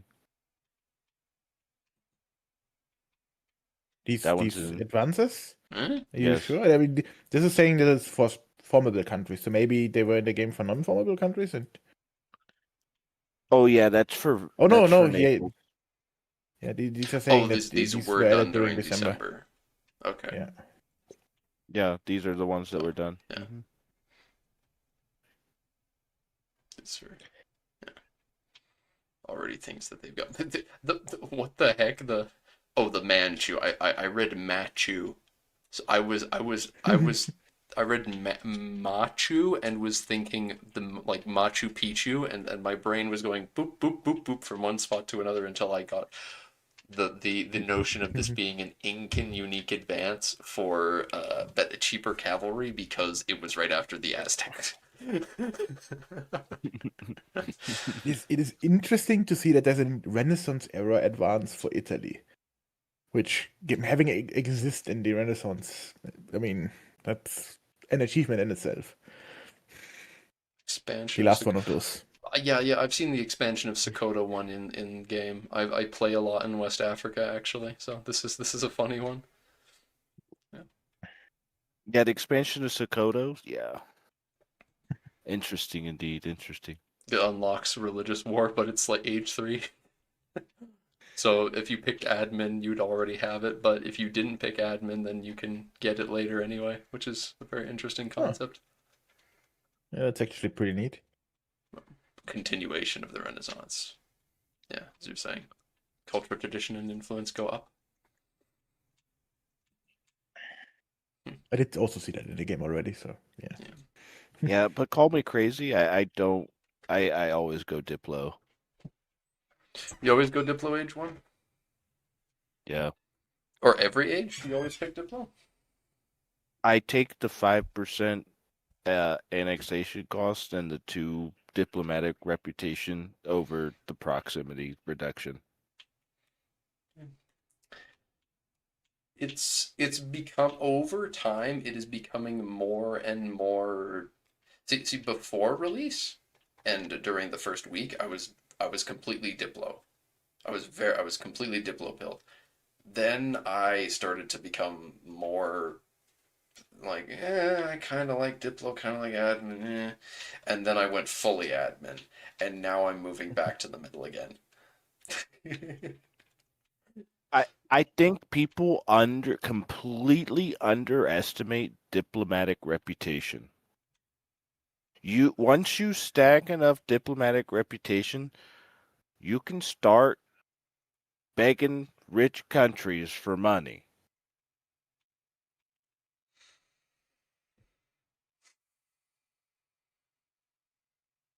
Hmm. Like I'm playing the Knights right now, Oh well, and that does not count.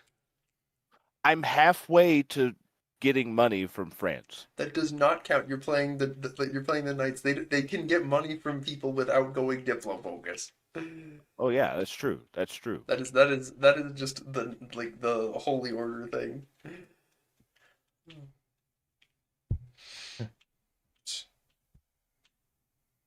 Did the Brandenburg disaster not exist already? I thought this was a They thing. didn't have it. They It had was a content, and there was like a yeah, value, like a value that could take up, but it was not properly like neatly displayed to people. Hmm. yeah, So they're adding the disaster so that you can interact with it more clearly. and I think they kind of merged the disasters together because But yeah, they had the that's what Whittle. I kind of understood from it. Yeah, they're saying that they're handling the content for the Wittelsbacher neglect the whatever the Pfalz Voldemar is and the Robber Barons, which I guess were different event chains that were independent of each other. They are now all one big Yeah, disaster. because when you played Brandenburg, you would have zero control in everything but 2 locations. This might also make it more interesting or more easy and more obvious to get the Hohenzollerns. Because Perhaps. the official Europa Universalis account did a video about how to do it and was like, do this, then do this, then do this, then do this. So you had to like follow like a step-by-step guide basically. No, which I don't think you would have ever done naturally in the game without knowing about it.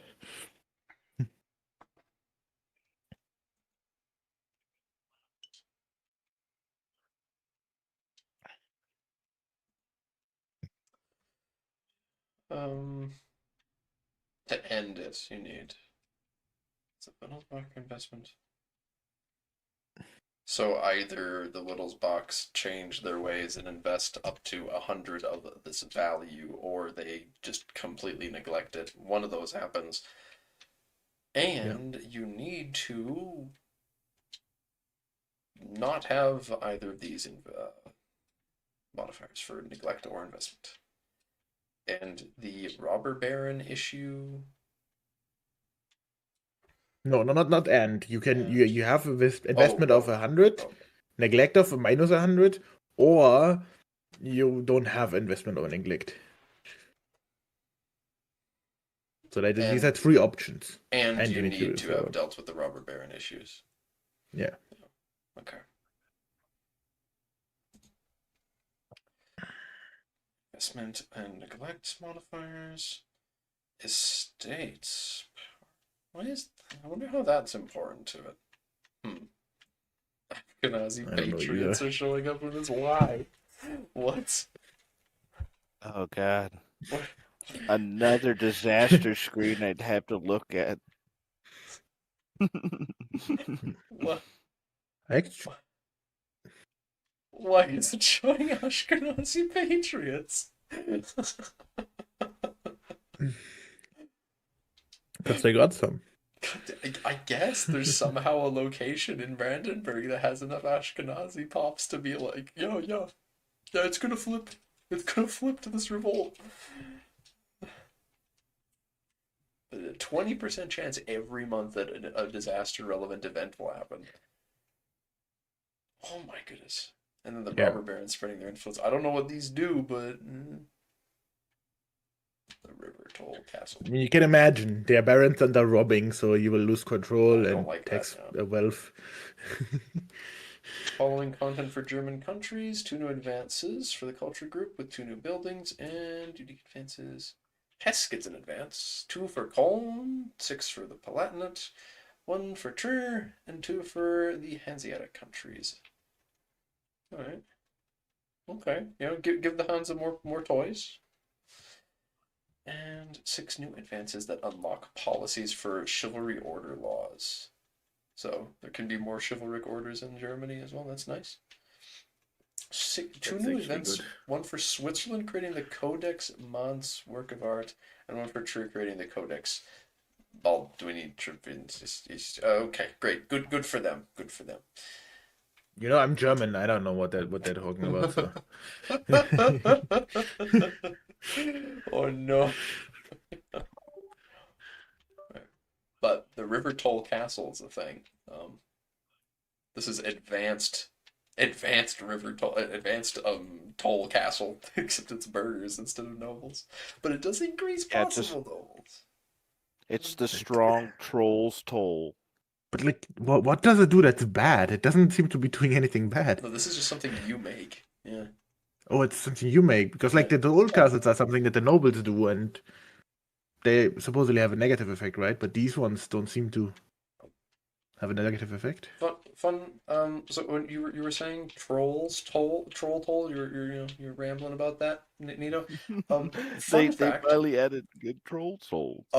In the Lord of the Rings community, there is a misconception that something called that river trolls exist, and this misconception is something I fell into, for the same reason that many other people do. Because in the Hobbit book, when it's describing Esgaroth, Lake Town, it mentions that Lake Town is a peaceful place, except for the occasional skirmish over river tolls.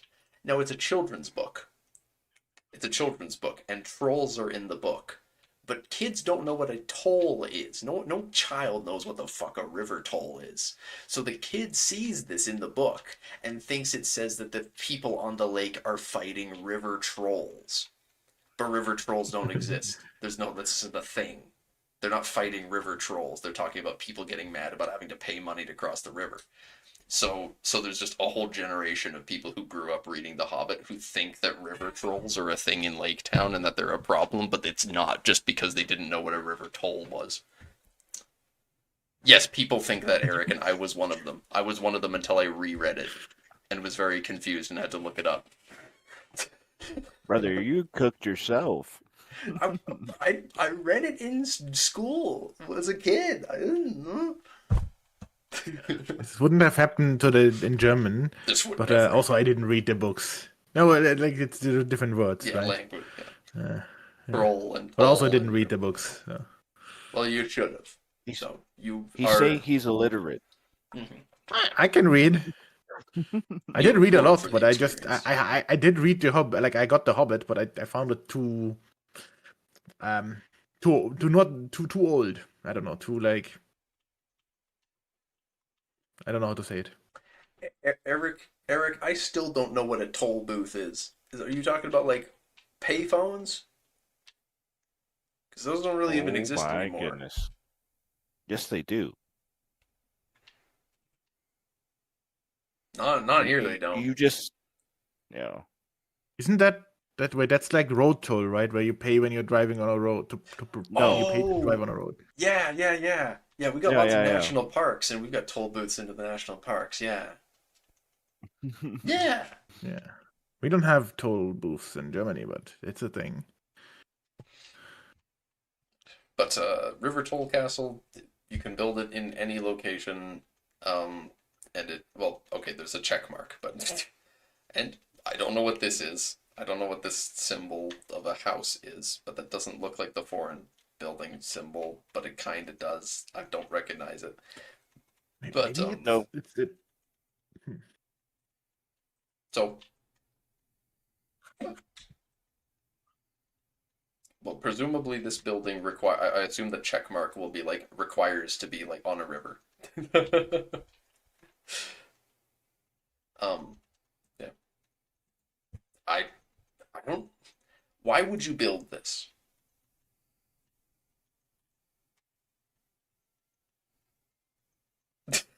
Uh, No answer. Uh, uh, the mm, trolls toll. cause, cause, That's all I got. uh, more nobles to recruit. Like you get 10 more nobles, so that means you're recruiting one more mailed knight. So one more mailed knight levy. That's worth it, right? No, it's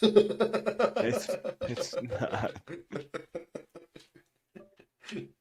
Nobles build them. If this is a building that the nobles build, that would be weird because it doesn't employ Yeah. nobles. I I was thinking that the icon that you were wondering about what it does, maybe that's just that icon that means that only the state can build it. That's like maybe that's what that icon is for. In the like in vanilla, like I'm sorry, right now the toll castles are built by nobles only. You can't build them. Yeah, but they I don't would do have anything assumed good that. for you. They just increase the number of nobles in Yeah, the location. yeah, which this is the same, but it gives you some extra bonuses. And there's a mountain. There's a mountain one that's different for some reason. Okay, this one's actually relevant, I guess, in the most minute of ways for trade advantage. But I don't know, like the upkeep. You have to pay the upkeep of this building. How is 0.05 trade advantage going to do anything? Do you have to pay though? Like I'm not sure if you. I guess you would have to pay, Yeah, but you got to pay the maintenance bill, like, and this isn't Anything, doing anything. yeah, anything that has a PM for a cost of staying open costs you money. yeah. It goes into your building maintenance. And this just doesn't do anything. That's I guess that's the negative effect. You have to pay for it, but it doesn't do much. I don't think this is an estate building. This is text. Like these are unique texts that all Germans get. All Germans can Yeah, but research what these, and this is like supposed to be a thing you would want to research for some reason. But I don't get the yeah, point. because it's better than a normal toll castle. Because the normal toll castle only has the possible. I mean, I'm saying this without looking at it, but the normal toll castle only has the possible nobles. These ones at least give some benefit. I don't think that the noble estate is building these. No, they're not. This is a state building. It even says in the tech, it's like this. It allows the state more control of the economy. Actually, sir, it says trade buildings. It's at the top of the card. Oh, Yeah. okay. Okay, Joffrey, it's okay. Okay. Just ignore him. I don't see a like if they have to buff this if they want to see anyone use this. Like, effects on location, local market protection, 5%. What? What?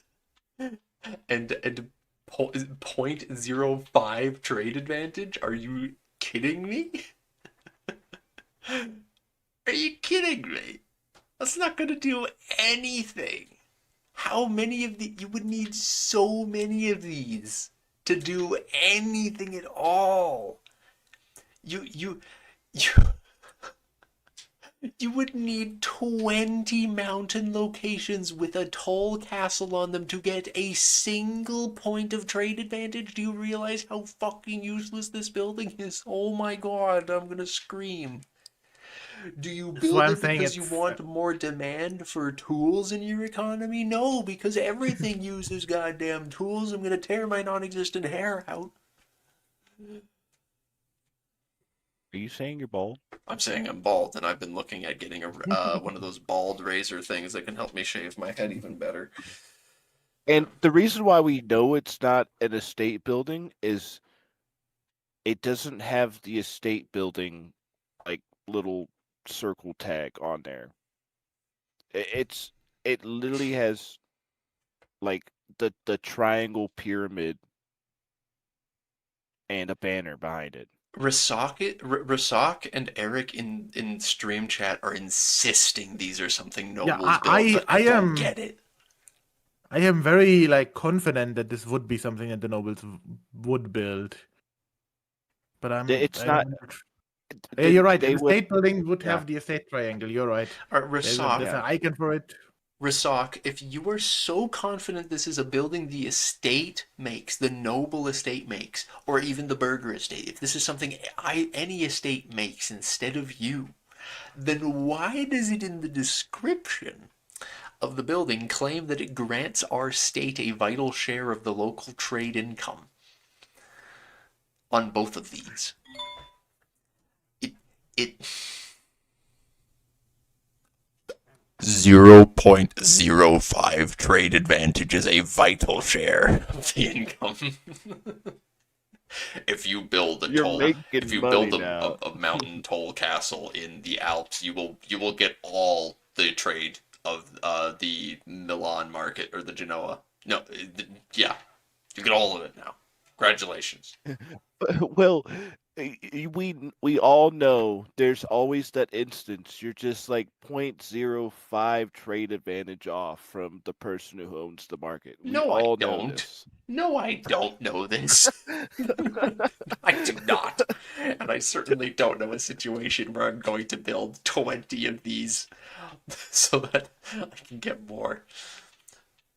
I pray you are correct, you guys. That well, okay, no, actually I don't. Okay, even more. There is no way on earth that this would be an estate building because that would mean that you are researching two techs. There's two Age of Renaissance techs that you would be researching so that the estates can make a building. Why would you do that? Why would you do that? Why am I doing this? Because it's better than the alternative, the normal one. No. Estate buildings don't have PMs. Yeah, Pixar didn't happen. They do. Check the Pixar didn't happen. Pixar didn't happen. Okay. Yes. Yeah, you're in No, game right now. voice Pixar didn't happen, No, sir. motherfucker. Come on. No, Yeah, sir. check. No, sir. It's already there. It's already there. No, sir. In the voice Is it? Oh my god, why how is Mags faster? What the fuck? Yeah, it's got a production method. It's got the exact same production method. What the fuck? Not the exact same, slightly less. Oh, If you yeah, look at you're it. right. You're right. It's 0.01 less of each of these goods. But No, it has it's not. the penalty of the increased food. No, it's not. That's exactly the same number. The toll castle. No, yeah, it's it's the same number for the toll castle. Yeah. Oh, the one that I actually have has less demand, but I took it. The picture that I took, the base demand is higher, but for some reason mine is lower. Also, but Yeah, the yeah, shrines don't. as Nito was saying, yeah, and there's this building here which says trade. It's the trade building icon, as it says up here too. Um, Building type trade buildings. As Nito was saying, yeah, the toll castle building says building type estate buildings, and then it shows a symbol here that is the Yeah. yeah the So this, I pyramid. mean, unless they reworked the estate building icon, which I don't think they did. This is something you manually rebuild, and I agree with you. That does not make any sense. He's cooking. He's I would cooking. have imagined it's alternative to the toll castle, but this is just feels weird. Like okay, hear me out. Hear me out. Uh, Local garrison plus 50. No, no. Hear me out. That Hear me out. Hear me out. This doesn't is make what's sense. gonna happen. Okay, this is what's gonna happen. You're gonna get those estate buildings that they build, and then you could upgrade them. You're saying the estates were Oh, the toll castle, and you upgrade it to a mountain toll castle. That actually makes sense. Yes. Eric, you're right, and I hate this even more now because now I'm realizing that this mountain toll castle is something the estates could build. You'd waste Wow. so much time researching the techs to build these things, and then your estates would sometimes be like, "Wow, I have a wacky idea. Why don't we Let's build the build a mountain toll building with castle?" nobles. Wait, where does it show? Is there a way to see if it's an upgrade or something? Because like what Nito just said, the fact that this is probably an upgrade for I the doubt normal it. toll castle. I highly doubt This it. this would make sense. But I wonder if there's like there should be a little way to see that it's an upgrade in the UI, I think. Oh wait, no, it is an upgrade. I think no, it's no. I'm stupid. Because if that was true though, because if that was true, then this would actually be a good thing. If this mountain and river toll castle were upgrades to the normal toll castle, which means that if you are a Yeah. German country, you want to research this tech because it stops the nobles from building useless buildings and makes them instead build a building that is use minimal but doesn't actively harm you because the toll castle is actively a bad thing. This thing is benign. This is a Yeah. benign tumor, while the toll castle is bad. I would say the river one I actually like. The mountain one, me. Do you really like the 5% market protection? Yes, because you want stuff in a big market. You want the single market strategy that I wanted to do in Milan is even stronger now because of the economic changes where you want your market to have as much different goods as possible. And Yeah, but you're the not effect. German. What? Oh, yeah, but if I was playing in Germany, I still want that. Hmm. If I have a market somewhere in like northern Germany, I want as much as possible to be in my market. Especially if I'm in like Holstein because I don't have any good goods. I need to go south and protect as much as I can. Get in the fucking way. But yeah, I feel like that it being an upgrade, this seems like the only way it would make sense. No. Well, Well, they show a lot of things that they change almost immediately because that looks very useless. Very useless. There's also very little times where like that 5% market protection is going to bring something back to your side. This mid game professional army corps tech for a country, like if you started as Hess, that's actually pretty nice. 10% more manpower, and then along with army morale, that's honestly pretty nice. Hess is a pretty decent and flavorful start as far as Central Germany countries go, and this makes it even better as the game goes on because 10% manpower is nothing to sneeze at all, especially when a lot of the buildings that make power in the mid game are just 10 per level of the building, so it's just an extra one each time. So Yeah, that adds up a Hess lot. just starts right next to this gold location. Oh, So that's good. right. Yo. And they're a hop, skip, and Delicious. away from the silver location. It's like Ramelsburg Silver Mine plus 25%. You just gotta get your hands on. It's the one from CK3 in Goslar. You gotta get your hands on your own market. You gotta go and beat the shit out of Colne, and then be like, "Give me your market," and then just move the Colne market to Taz. I want your market, and I'll give you nothing because I'm gonna annex you. Trade offer. That's it. You become my vassal, and you give me the market. I give You you even have your like life. rivers down there. You do even have rivers down there. There's the Weser and other rivers that are going there. So you're not. Personally, if actually I not was that bad. gonna like if I was gonna do a German Empire kind of game in EU5, I would like flavor wise, I'd pick Frankfurt or Aachen, but Yeah. you also kind of want to be on You the gotta coast. start as Aachen and play as a Carling and get the Carlings to back. There you go. Yeah, you gotta instantly max it. You do the thing. Yeah, I know we both watched the video where there's the guy who maxes out aristocracy to become the feudal Carling dynasty. Yeah. Oh yeah.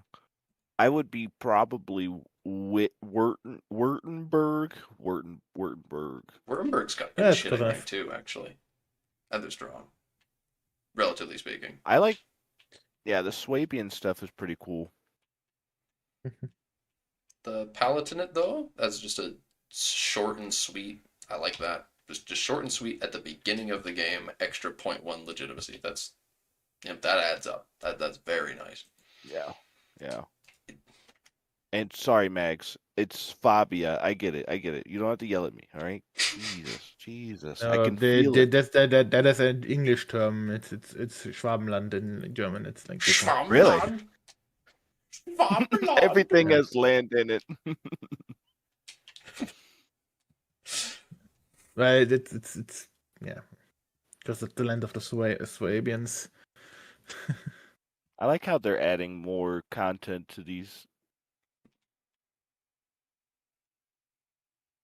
Yeah, I mean just like minor bits and bobs. Whenever I see research stuff showing up late game, I want to scream though. H5. Oh my god. 3%. That's like useless. 3% more research in age 5. It's like Yeah. no! One institution gives you 5%. Yeah. God damn.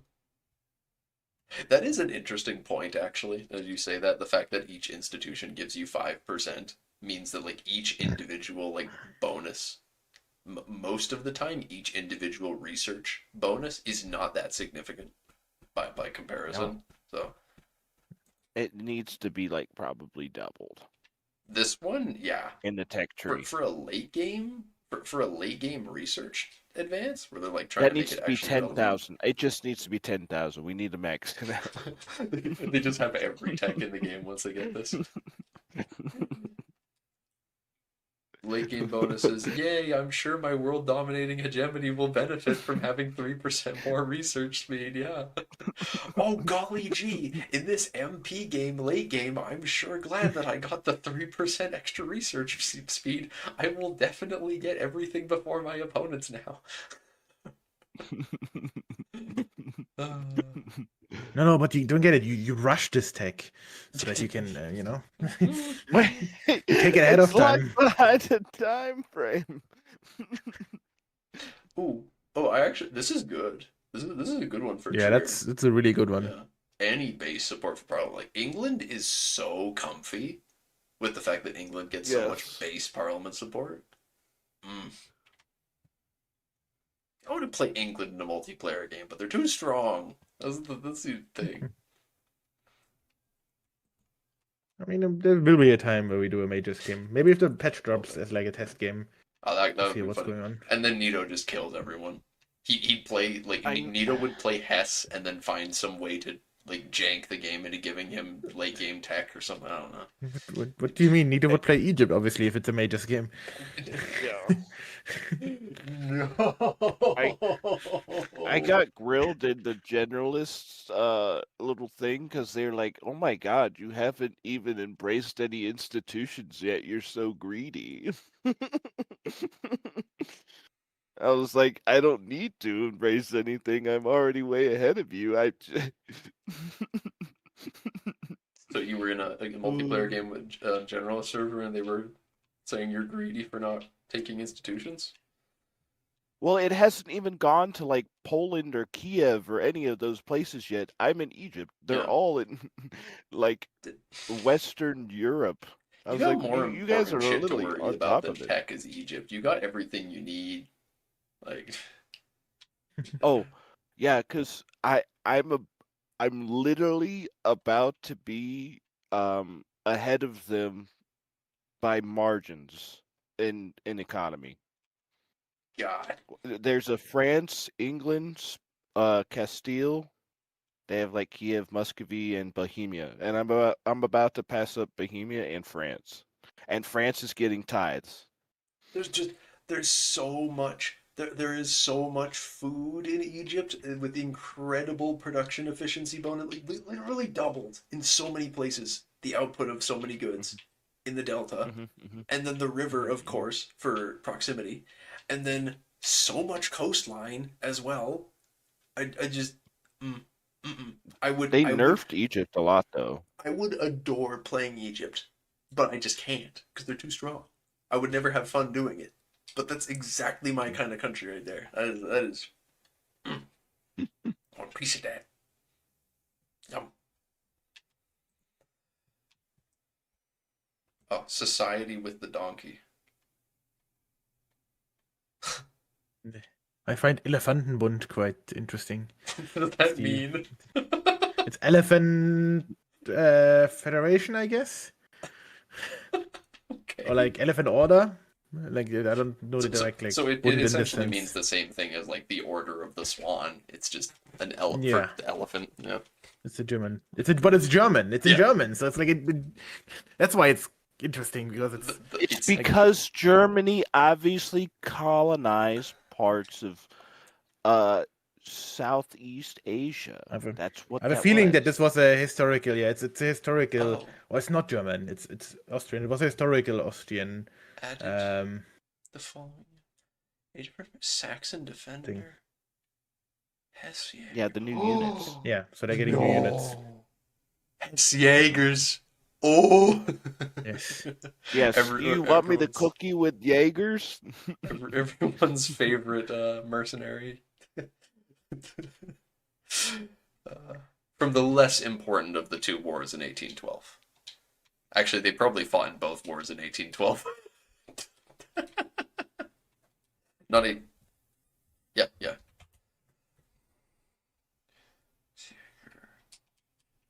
Jäger is also. I love Jäger. That's such a cool word. It's a fun Cool word. Yeah. It means hunter, right? Yes. Yeah. A 'Cause mountaineer infantry. And then, It's not saying what type, but I assume a Jaeger would have to be a light infantry unit. it's Reformation, so yeah, probably. I assume that that's based on like the Hessians that were like in battles. And then the Bavarians and Swiss get another one. Interesting. It says Yeah. Swiss country specifically. I wonder what that means, as opposed to just saying Swiss. Yeah, Hess is also gonna get Fallschirm Jaegers as well, after the War of 1812.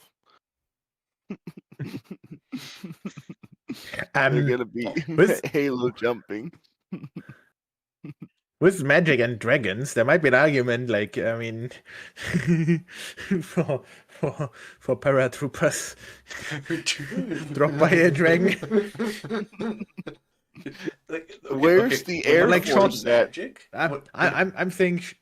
When it comes to magic units and creativity for them in Kiangol, we can even do stuff as bullshit as there is a teleportation wizard. And he fucking portals you into the enemy's front line or their back line. Yeah, that's what Yeah. There might be like a way for us to just make it a mechanic that like you can get backstabbed. Like you can have people that are behind the front line. I don't I don't think know how that to would do be that. possible, but like you could totally have Like like a represented unit. in some way. Like other than initiative, I don't know how you could represent that sort of thing. I don't think you could like affect because you can't attack the reserves, and even if you could, you wouldn't want to. Maybe they lose this flank secured modifier I because I they're no know longer secured. exactly. I know exactly how to do this. You create a whole new disease. Mm, A whole new disease, excuse me. so that For that can then Just affect the.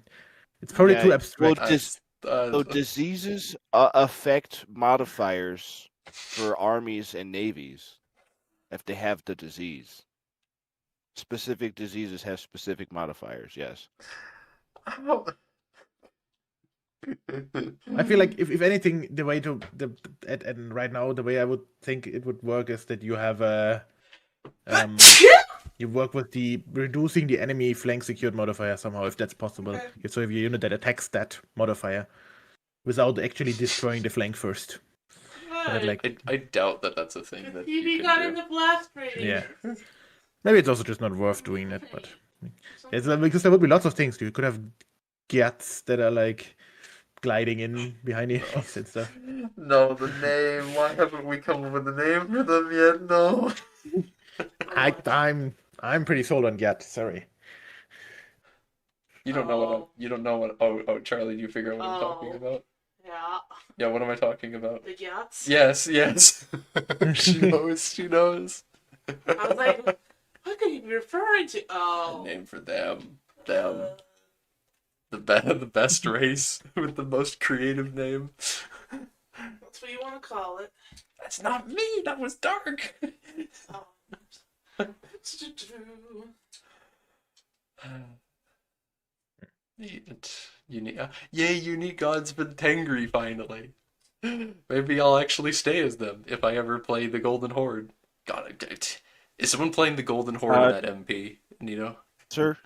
No, absolutely not. There's absolutely not. Also, they aren't Tangris, they're Sunni. Yeah, but they will be when I play them. Oh yeah. It's better bonus anyway. Cavalry bonus? Like at the beginning of the game? Why would I? Of course. What are we saying here? Look, there's a horde. You get both attrition. That is attrition and there's pop growth and prosperity. Lumber. Yeah, there's pop growth and then there's beta pop growth.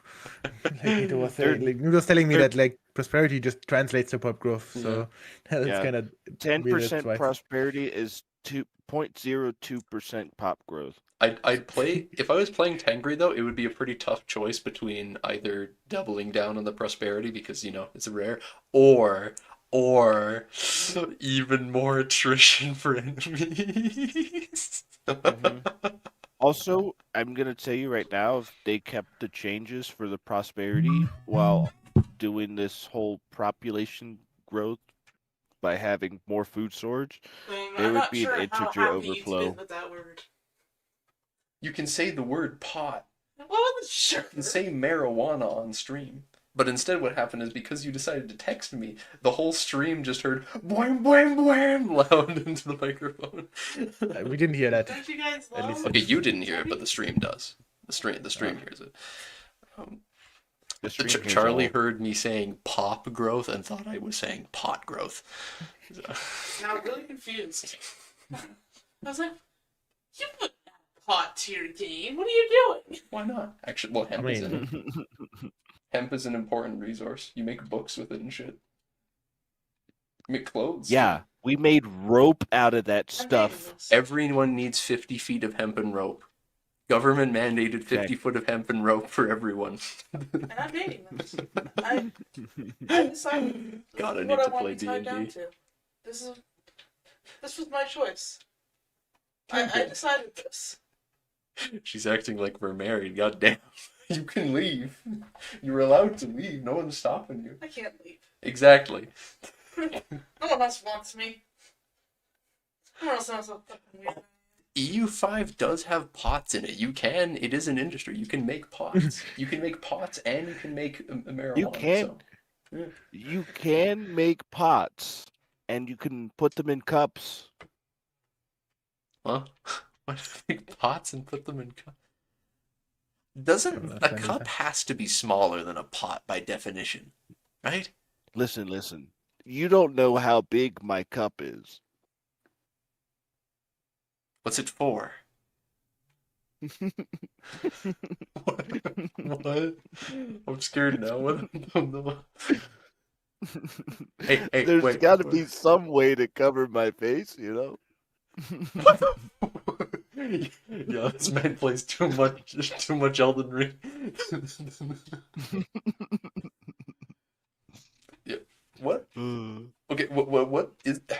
Have you seen someone like or yourself play like the Golden Horde or a big old horde country in EU5 yet? I've played the Golden Horde, just not an MP. All right, what are your thoughts? Every single army-based step horde is actually, I'm gonna say it, like broken in a bad way. So they're just terrible to play. No, they're great to play, but their mechanics are broken. And not in a fun They're way. untested. They're untested. So it's like no one. It's I like they made this code and they're like that theoretically works, but no one actually played it. That's what you're saying. Yeah, exactly. So let's just I could go on a tangent whenever we're finished, but yeah, it's bad. It's not good. Tangents are on brand. Okay, we're doing it. We're going full scale on this. All right. Imagine you're playing the Golden Horde, right? And you make a couple of these subjects cuz you just have zero control over there. They have a mechanic that even if they're loyal because you used a little exploit to turn them into fiefdoms, that even though they're loyal, they will start killing off your heirs one by one. And then after that happens, right? So you lose your heirs, you lose yourself, you have zero tribe loyalty, you get into a tribal step horde succession crisis, and then they kill off the remaining members of your entire dynasty. Now you're in a regency for the rest of the game. For the rest of the game. Because Period. because whenever a regent gets in charge, they just kill the regent. No. They don't kill the regent. The only bright side to being in a permanent regency is that when the regent dies, you don't lose your step horde unity anymore. But the problem is that you're in a step horde succession crisis for the rest of the game. It never makes progress. You can never get rid of it because you don't have a ruler and you don't have an heir. And you can't make a heir because you're in a succession crisis. So so It's so a catch 22. you're saying that when you are a horde, your ruler and your just family gets assassinated all the time by just events due to your vassals or something? Well, this is specific to the Golden Horde. If you try to like make enough vassals to core up your uncored lands. But yeah, it's the same thing that happens if you make too many subjects as the Mamluks. They will completely eliminate your entire lineage. Because for some reason, these are countries that have events where their subjects can try and murder your dynasty. Yeah, so those Huh. events are not through them, right? Those aren't their events. They're events that are happening on your side. They're not getting an event and clicking the button saying, yes, just kill my liege. You're getting the event. There's no like script for them to do anything. But it's like they trigger it. You having lots of subjects increases the chance of this event Yes. triggering for you where someone kills.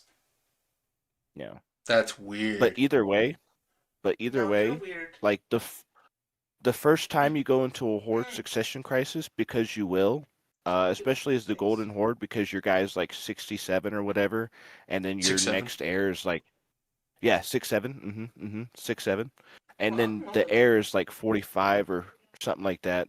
So if they die back to back, you'll be at 0 horde unity, which is what happened in my game. And I was just a regent for the entire time. But I took over Hungary and Halich and Kiev and Muscovy and all those places because, I didn't have to worry about anything. I got back to 100 horde unity and it never dropped from there. That's so okay. That's that. I'm kind of curious about that. And if I do actually try playing as them, I'll have to wait until I see the event that you're referring to, and then search it up in the code because I'm curious about what would trigger those, as you're saying. Yeah. Yeah. So, Have you put feedback on the forum about this? You should No, I definitely. haven't. I was gonna finish my Golden Horde playthrough and actually just put the problems on there. I just noticed that I am inevitable as the Yeah. Infinity Gauntlet for having all the hegemonies, and then there's Oh, yeah. that's a big one. I'll be Whittle's back. Okay. So the only way, like, if you don't have a diplomatic reputation bonus in your tech tree, the only way you'll ever beat the AI on Diplo rep is Yeah. if you go Diplo first stage. Yeah, definitely. I definitely agree with that. AI loves the yeah they love competing over the Diplo hegemony because of Diplo spending. African trade Yeah, is funny I've seen that that, yeah. the African trade one feels like it's specifically a result of generalist doing his kill game. Yeah, yeah, the Killua one, I was like, you guys literally did that because he made a huge Killua run. Let's be honest here. Let's just be honest. Yeah, which is sad because Zimbabwe is obviously the superior South African tag. I love me Zimbabwe. I mean they're weaker, but still I love them. They're not on Yeah. paper they're stronger at game start, but they're totally weaker. I think probably. But hey, I've even had a fun time playing as the Kitaran Empire in the Great Lakes of Central Africa, so I can have fun as anything.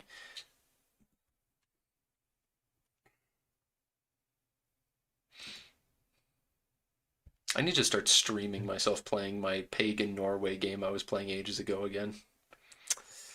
Pagan Norway just seems so good. It's so funny, dude. I want to just because what my goal for that was, and what I gotta pick it up again for, is the whole idea that you're just when you eventually unite Scandinavia, you just fight people to steal more pops, and just make Scandinavia super big. Steal all the people. But we're getting like we've been stalling because this is basically the end. 'Cause, there's There is like quite a lot of things that you can expand and look at, but I mean, I haven't after there's this. okay. But they changed a ton of well, harbor setup, but yeah, there's a absolutely humongous amount of stuff that they changed in Manchuria. This is very funny because all the stuff northeast of here, there's so many tiny shitters. It's insane. But there's the northeast where there is actually just nothing, and then presumably will return to nothing once the Manchuria leaves event happens. Like there's a confederation with no one in it. It's just the one guy in Manchuria. The Manchus are going to be really strong too because they're going to get the extra 20% reduction in maintenance. Mm-hmm. They won't be assaulting forts, but they'll have cheap cav, which is good. You don't even need to assault the forts. The claim to order of the Heaven of Mandate is so cheap. So cheap.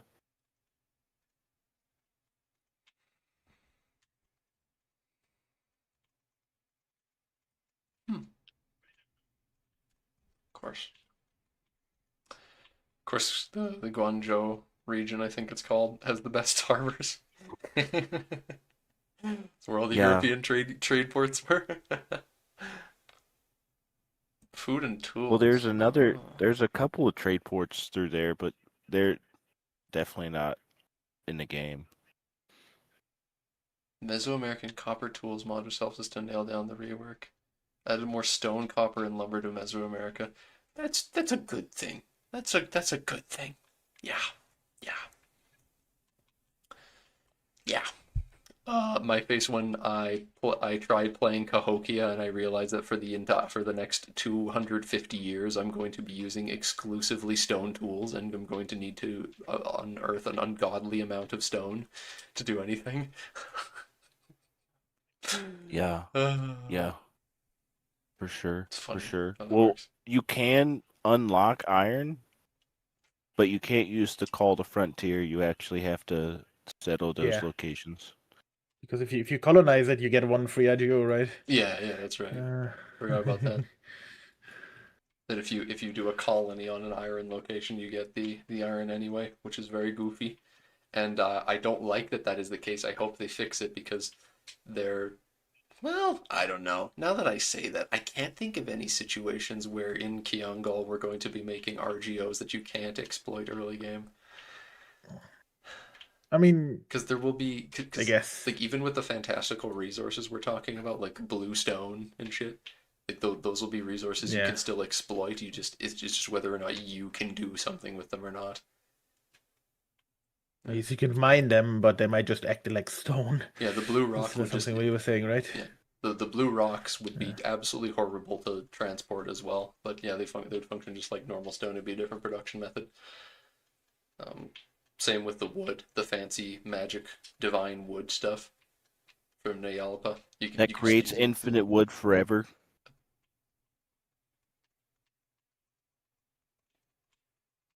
Maybe technically.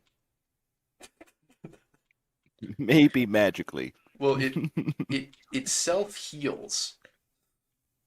So sort of it makes more.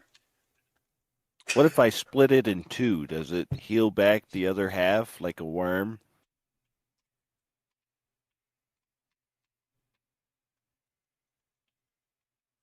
Actually, an interesting question. What happens if it's split? Like it self heals. What happens if it splits in two? I don't like you guys. Is it We're the bigger breaking the piece will lore. regrow? The other one will actually probably the bigger piece will regrow. The other one will die. I think Do you not know how regular logging works, brother? You split But the lumber in pieces. yeah, you I guess that doesn't make sense. you maybe you need to do some sort of magical ritual to cause it to heal again into whatever You new need to shape feed you it. formed it. I mean, You're energy feeding it like magical sap. with the conservation of energy theory, the logic would, in my opinion, be that you need to give it energy to regrow. And so probably some magic ritual, but also you need to invest some other thing, like something energy, like I don't know. So the reason The that it joke's you make on it them. the reason that it heals, the reason that the wood Yeah. heals itself is because it is a piece of a god yes, and she is but alive. But what's actually getting emitted from the tree is beta isotopes. So they're all just getting Okay. radiation poisoning. No. No, the tree is not radioactively poisoning the people. How else would it be regrowing, brother? There's got to be a lot of something going on to make It's that magic. tree regrow It's like magic. this. It's a god tree. The tree is a fucking god. There's roots all over the planet through the center of the What- earth. what? It don't gotta explain shit. What happens if you start a fire out of this material? Is it just an infinite fire? Is this an infinite? If you make a torch out of it, is it just an infinite torch? Netherrack discovered. This would be an interesting concept that you have like a wood that burns infinitely as long as it is like magically sustained or something. What is this, Um, soul soil? do you make it the God Emperor? and it just needs like fucking life power from mages or something. All right. Feed him another one, boys. So you say that, but what's funny is that okay, it's really funny that you say that because I'm now realizing how similar Neolpa the god is to the god emperor of mankind because she was a moving around entity that was the goddess of nature, and then she got her mind broken and she had to sit down and became a tree, and then her tree got zapped and she basically died again, but a small remnant of her consciousness was left, and she's now stuck in the position she's in, and to keep her alive, she has caused her once peaceful subjects and her creations, the shifter race, to go around constantly murderizing things and sacrificing them, feeding her roots the blood so that she can feed off of the sacrifices to sustain herself so that she doesn't break. Oh, then maybe instead, Yeah. maybe it's just blood. Maybe it's I thought you Instead said to the make it- Aztecs weren't in the game. No, they are. no, there's Aztecs Yes, yeah. in Europe. And they're gonna kill everyone. It's not good. But like that does actually make sense. Instead of making it like magic power, like it's the tree to regrow needs magic, you can just make it blood. No, she just It needs needs blood to be soaked in sacrifice, blood. dude. Nothing much. Yeah, it just needs to be soaked in blood, and then it will regrow. That's actually pretty. I like. That also makes sense because in battle there will be blood left over after a battle. That's I mean, oh my know? god. Joke's on you. This is actually all fish blood. no, it like yes, but fish blood would be less efficient because it's like it's worth less. Oh, so the rainbow fish are worthless. All right, I got No, it. Right, no, yeah. but Rainbow like fish the stock value just of a went way fish down. life is not as much. It's. I mean, I don't know how it would work, but like I would assume that it would work best with human blood. But like Yeah. if you have like a staff as a wizard and you need to maintain it, you just spend some of your blood to maintain it.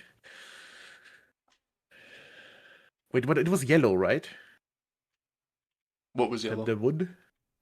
The wood was yellow, or was it a different one? The tree's upper wood. leaves. The tree's leaves are pink, but I don't remember what the wood itself is. It might be yellow. I think you made it yellow. Yeah.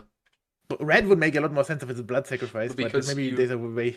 You've already got because you've got the red ore. Yeah, the crim steel. The crim steel is the red ore, and you have the azurite rock, The blue rock. and then you've got prismite, Moonstone. Yeah. which is the shiny, which is the prismatic, like condensed divine essence crystal, and then you've got the wood. Damn, I always forget there's Yeah. like 5. It's like 5 different materials. Oh god. In Yeah. due time. In due time. Hmm. But the wood is flesh colored. What color? What color is that, Eric?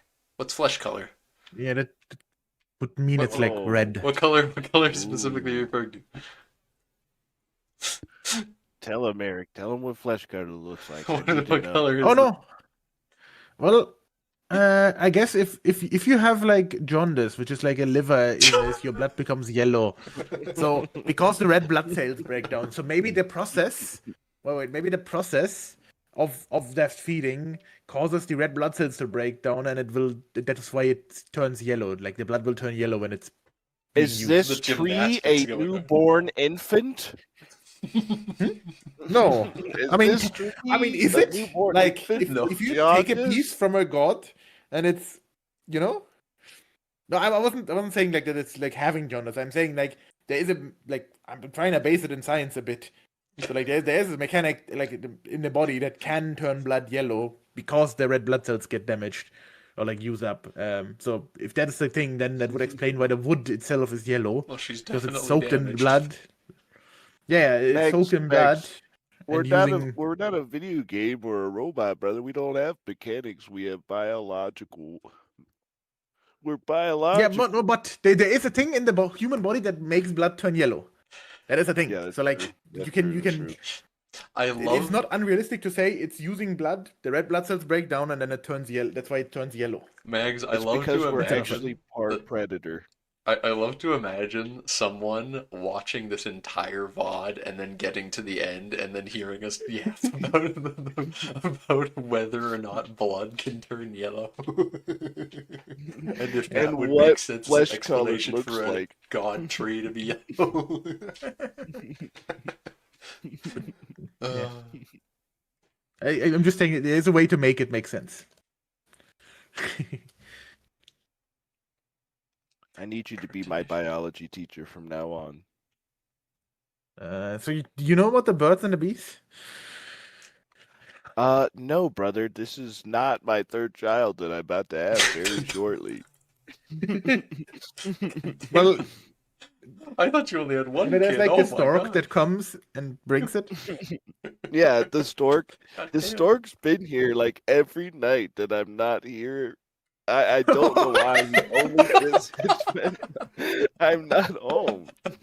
I don't know if you were saying that, but it sounded to me like you were implying you're getting cucked by the stork. What's the stork doing when you're not home? What the hell? God damn it. And he keeps stealing all my socks. That's the worst bit, damn. Okay. During the Hundred Years' War, when subjects used the backstabbing, betrayal, allegiance action, they don't leave the war, they just and that was a problem, I guess. Yeah. Huh. So they'd betray their allegiance and swap to the other side, but they'd still be in the war on the current side. Yeah. And then, the AI doubt its own shifting allegiance after triggering the betrayer allegiance action. Rangers war action. Influence French subject can no longer be performed during a war. You can't influence them when the war is ongoing. And appanages can no longer be called into wars by France, despite the former having the appanage prevented from. Huh. Yeah.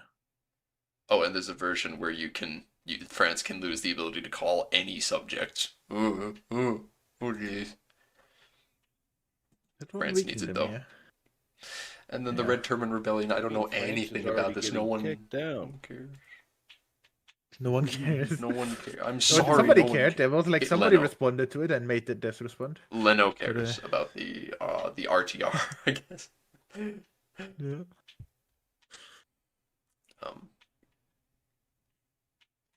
Longer fight during the first two ages.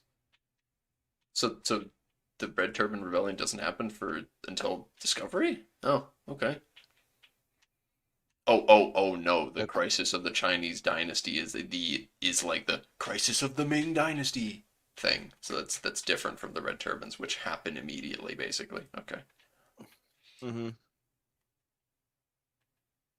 Red Turban rebels will now have one additional cabinet seat. Oh my goodness! They're handing them out like hotcakes. Of course. Go. I like cakes. I want to be. I like cakes. I like cakes too. I had angel food cake today though when I visited my grandmother, and I don't like angel food cake. It's really crap. It's like there's like nothing there. So,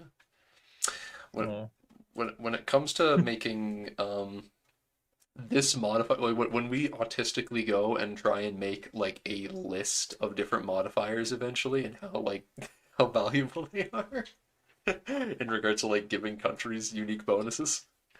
The fucking additional cabinet seat has to be like S tier for sure. There's few things that can compete with +1 cabinet seat, and that very short list is things like +1 government reform. I was gonna say the short things on list is +2 cabinet seats that can compete with it. Do you know who gets +2 cabinet seats? The Naples. What? What? Naples Why? gets +2 cabinet seats in the late game if they stay Naples and don't expand very much. And an extra government reform. I mean, wait. It's an event. It's a coded event. There's an event if they haven't You have to stay as expanded Naples, much? though. Yeah, you can't be two Sicilies and you can't be Italy. You had to stay Naples. I guess that's fair. If like Naples is falling behind, they get a buff. I mean, It's in the like 1600s though, so it's like In the year 1600, if you are Naples, you get an extra cabinet seat. 2 cabinet seats. An extra two. permanent? Even if you Forever? change? Yeah, it's permanent. It's permanent. I'm What? gonna have a look at this event. Give me a Max second. has found his new favorite country.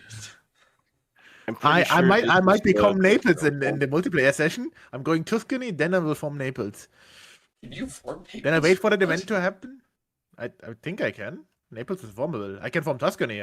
Milan is not a formable, so I can form any country as long as I meet the requirements. Give me a second. I need to make it this.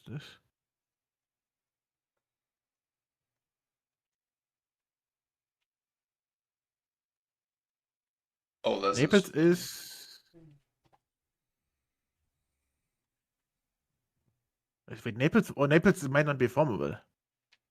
Yeah. Neener. Okay. So you need to start as Naples, I see.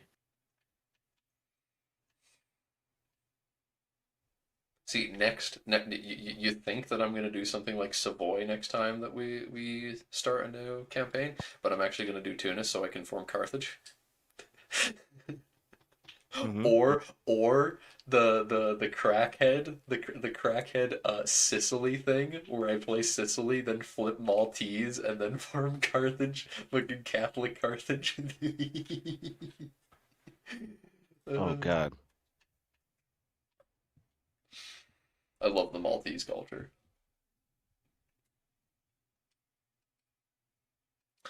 Um, yeah, some interesting Hussite stuff. So theoretically, if you somehow during the Hussite Wars take the capital of Bohemia, you can kill a bunch of Hussites. And there's, yeah, the Blasphemy. ability to forcibly release a bunch of areas from Bohemia. Yeah. Which is crazy because the AI goes Hussite almost every time, so Mm-hmm. they would just explode almost every time. I've never seen them Okay, beat France one time. oh,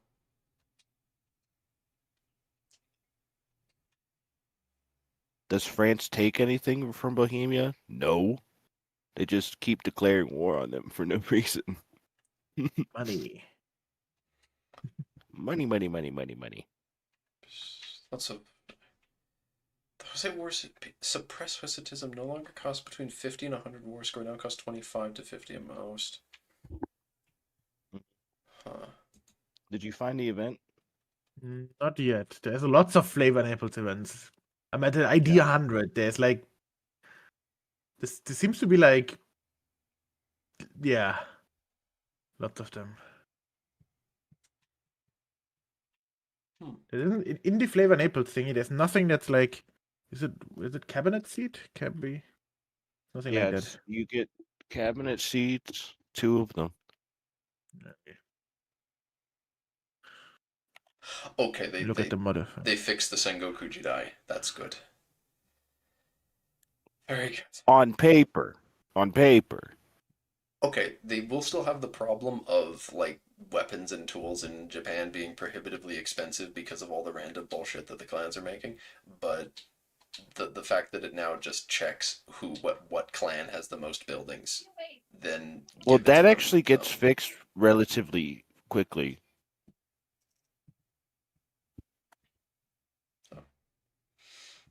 Um, and then apparently there's the ability now for the courts to become entrenched, so you can theoretically have both courts stick around in and have them fight in the Sengoku Jidai, which is entertaining. The notion that you can have the two courts of Japan, both of them still around in the Sengoku Jidai.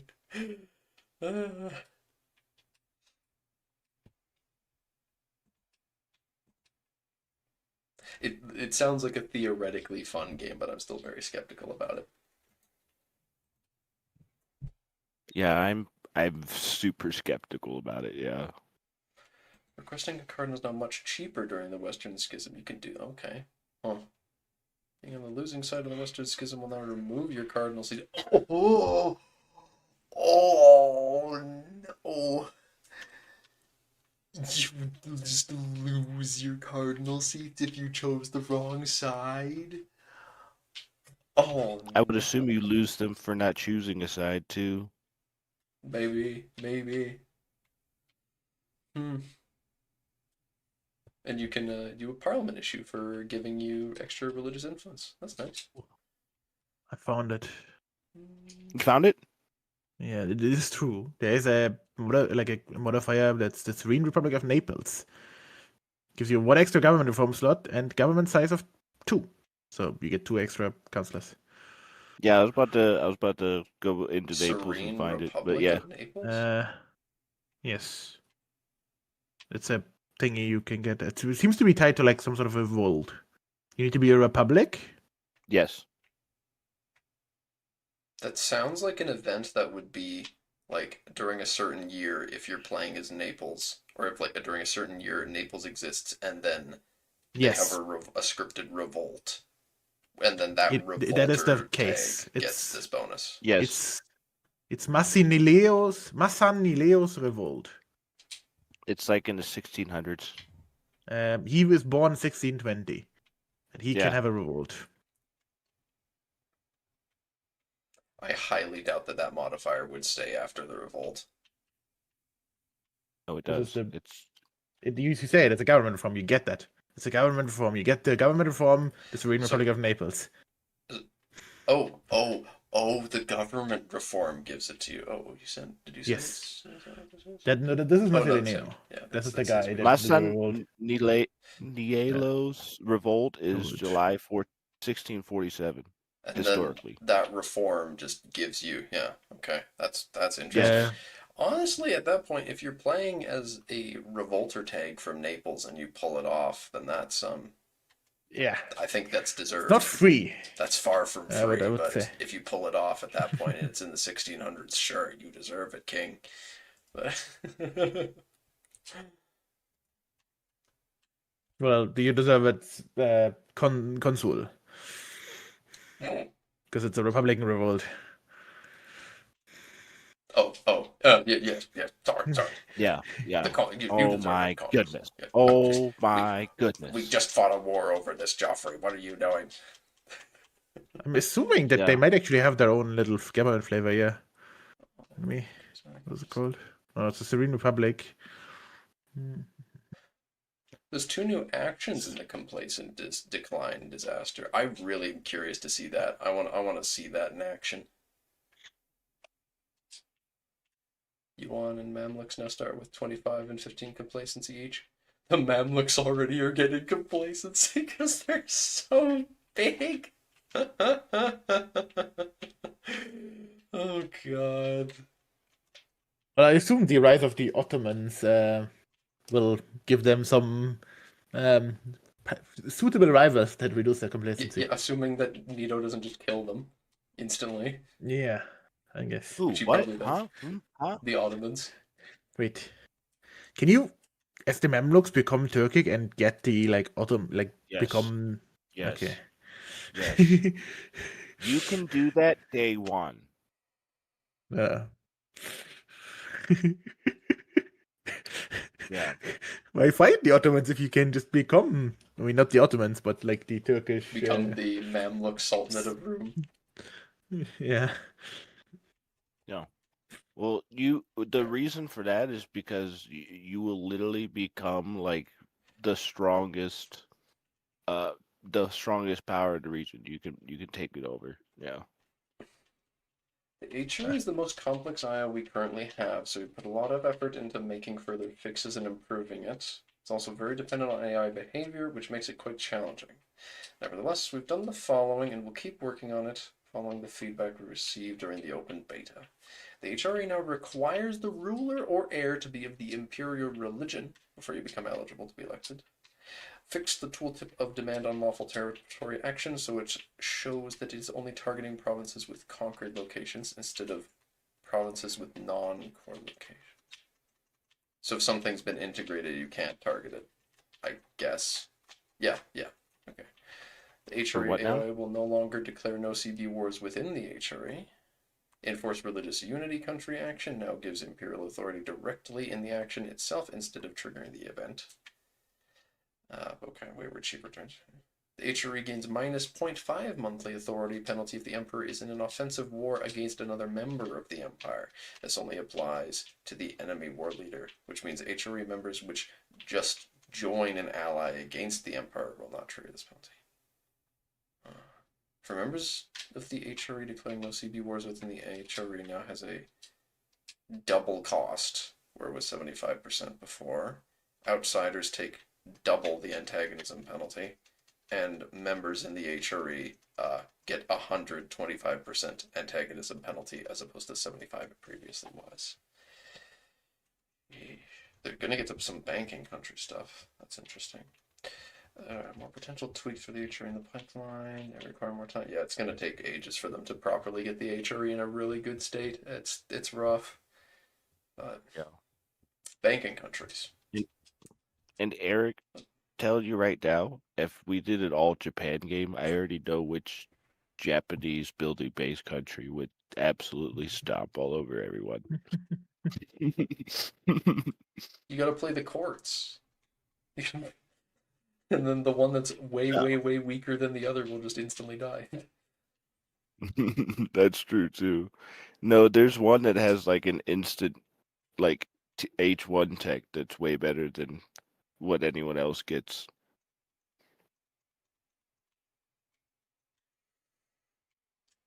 Limited the takeover loan action to banking countries. Oh, that's a big deal. Because there were a lot of ways that you could get it otherwise. I even remember there was some jank. There was a jank way that it was like Spiffing Brit, I think, in like week one of release Yeah. of the Hansa, like made his primary culture Tuscan so that he could do it. Yep. So this is a big deal because like even Genoa just had an advance to let them do it because like so many people could do it. It's like why not Well, give it to Genoa?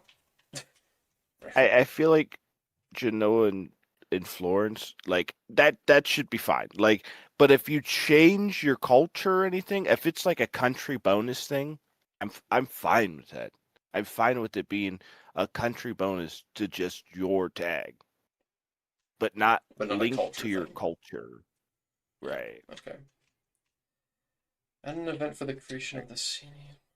So there's a new bank. Yeah, I saw that bank tag and I was confused what that was. So there's the Genoese Bank of St. George and reorganizing existing content around it. Okay. So there's a new bank at startup, I think. Yeah. 3 banks at game Yeah. The start. Bank Yeah, of yeah. Yeah. No, the Bank of two St. that can George form. is also a tech. Yeah, but that's why they're reorganizing content about it. But the Accio, whatever they're called, the third one is existing as setup, and the other ones can form. There's a Sienese bank that will form by event, and there is an event for the Yeah. Genoese to make one. But there is at game start a third one, so I'm very excited to see what their start situation is going to be like. They seem to be. A bank. Wait, are they? Seems like there's another Florence bank, but Oh my god, if it's another Florentine one, I swear. wait, the Acciaioli family is the ruling family of Athens, apparently, What? from Florence. In like, I don't know if it's at GameStart. Huh. I Yeah, think I think they formed a bench which had branches from Greece to Western Europe. Maybe it's a bank that's like more present in Greece. maybe that could be interesting.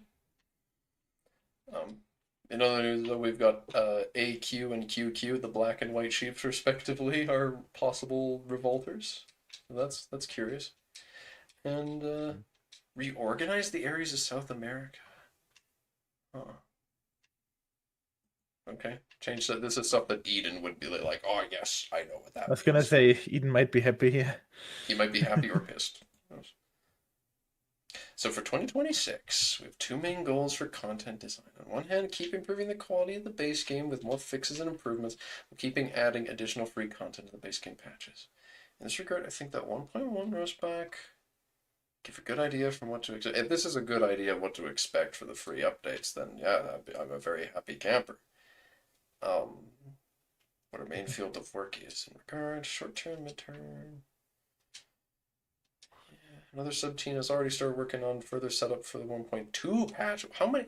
Dude, you can't keep making them 1 point something. Eventually, you're going to run out of numbers. If you're immediately making it the 1.1 and then the 1.2 patch, you're going to reach EU5 version 2. The reason why there's a 1.2 patch, because that will be the DLC patch, probably. That's what I'm assuming. They do 1.1, they will do some hot fixes afterwards, or like, whatever, and then 1.2 will have the DLC, probably. That's what I'm assuming, because there's meant to be a DLC soonish. But there's the DLC is coming out like Q3? But like, No. What? No, the business one was like Q1. I'm pretty sure. I don't remember. But the point is, like, if they're already working on on a patch 1.2 at the beginning of the year, they're gonna run out of update numbers. So yeah. So the Fate of the Phoenix was meant to release January till March, but now it's April till June. So like it was pushed back. So then 1.2 will not be like that. So I guess you're right in saying that they should be careful. Unless they don't mind going to version 2, which, far be it from me to criticize. And I will say, if you do try to play a bank, the Bank of Peruzzi is better than the Bank of Bardi at the beginning.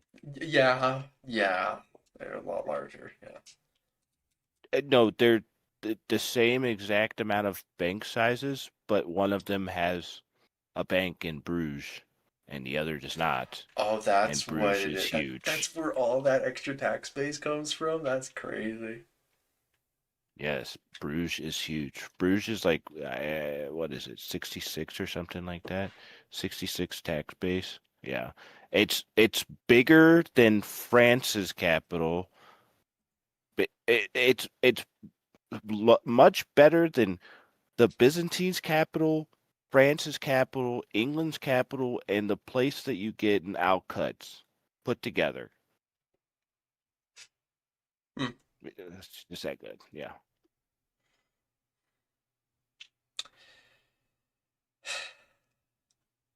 But geez, this has been going on a very long time. This has been 3 hours. This is just about to take over to be 3 hours in a second. So I'm gonna end the stream at the 3 hour mark, and then I'm gonna check out what Mags has done mod wise and do a bit of modding myself because I need to get back into that. Thank you all for watching this very long stream, and I hope to see you He's cooking. next time. Bye. Bye.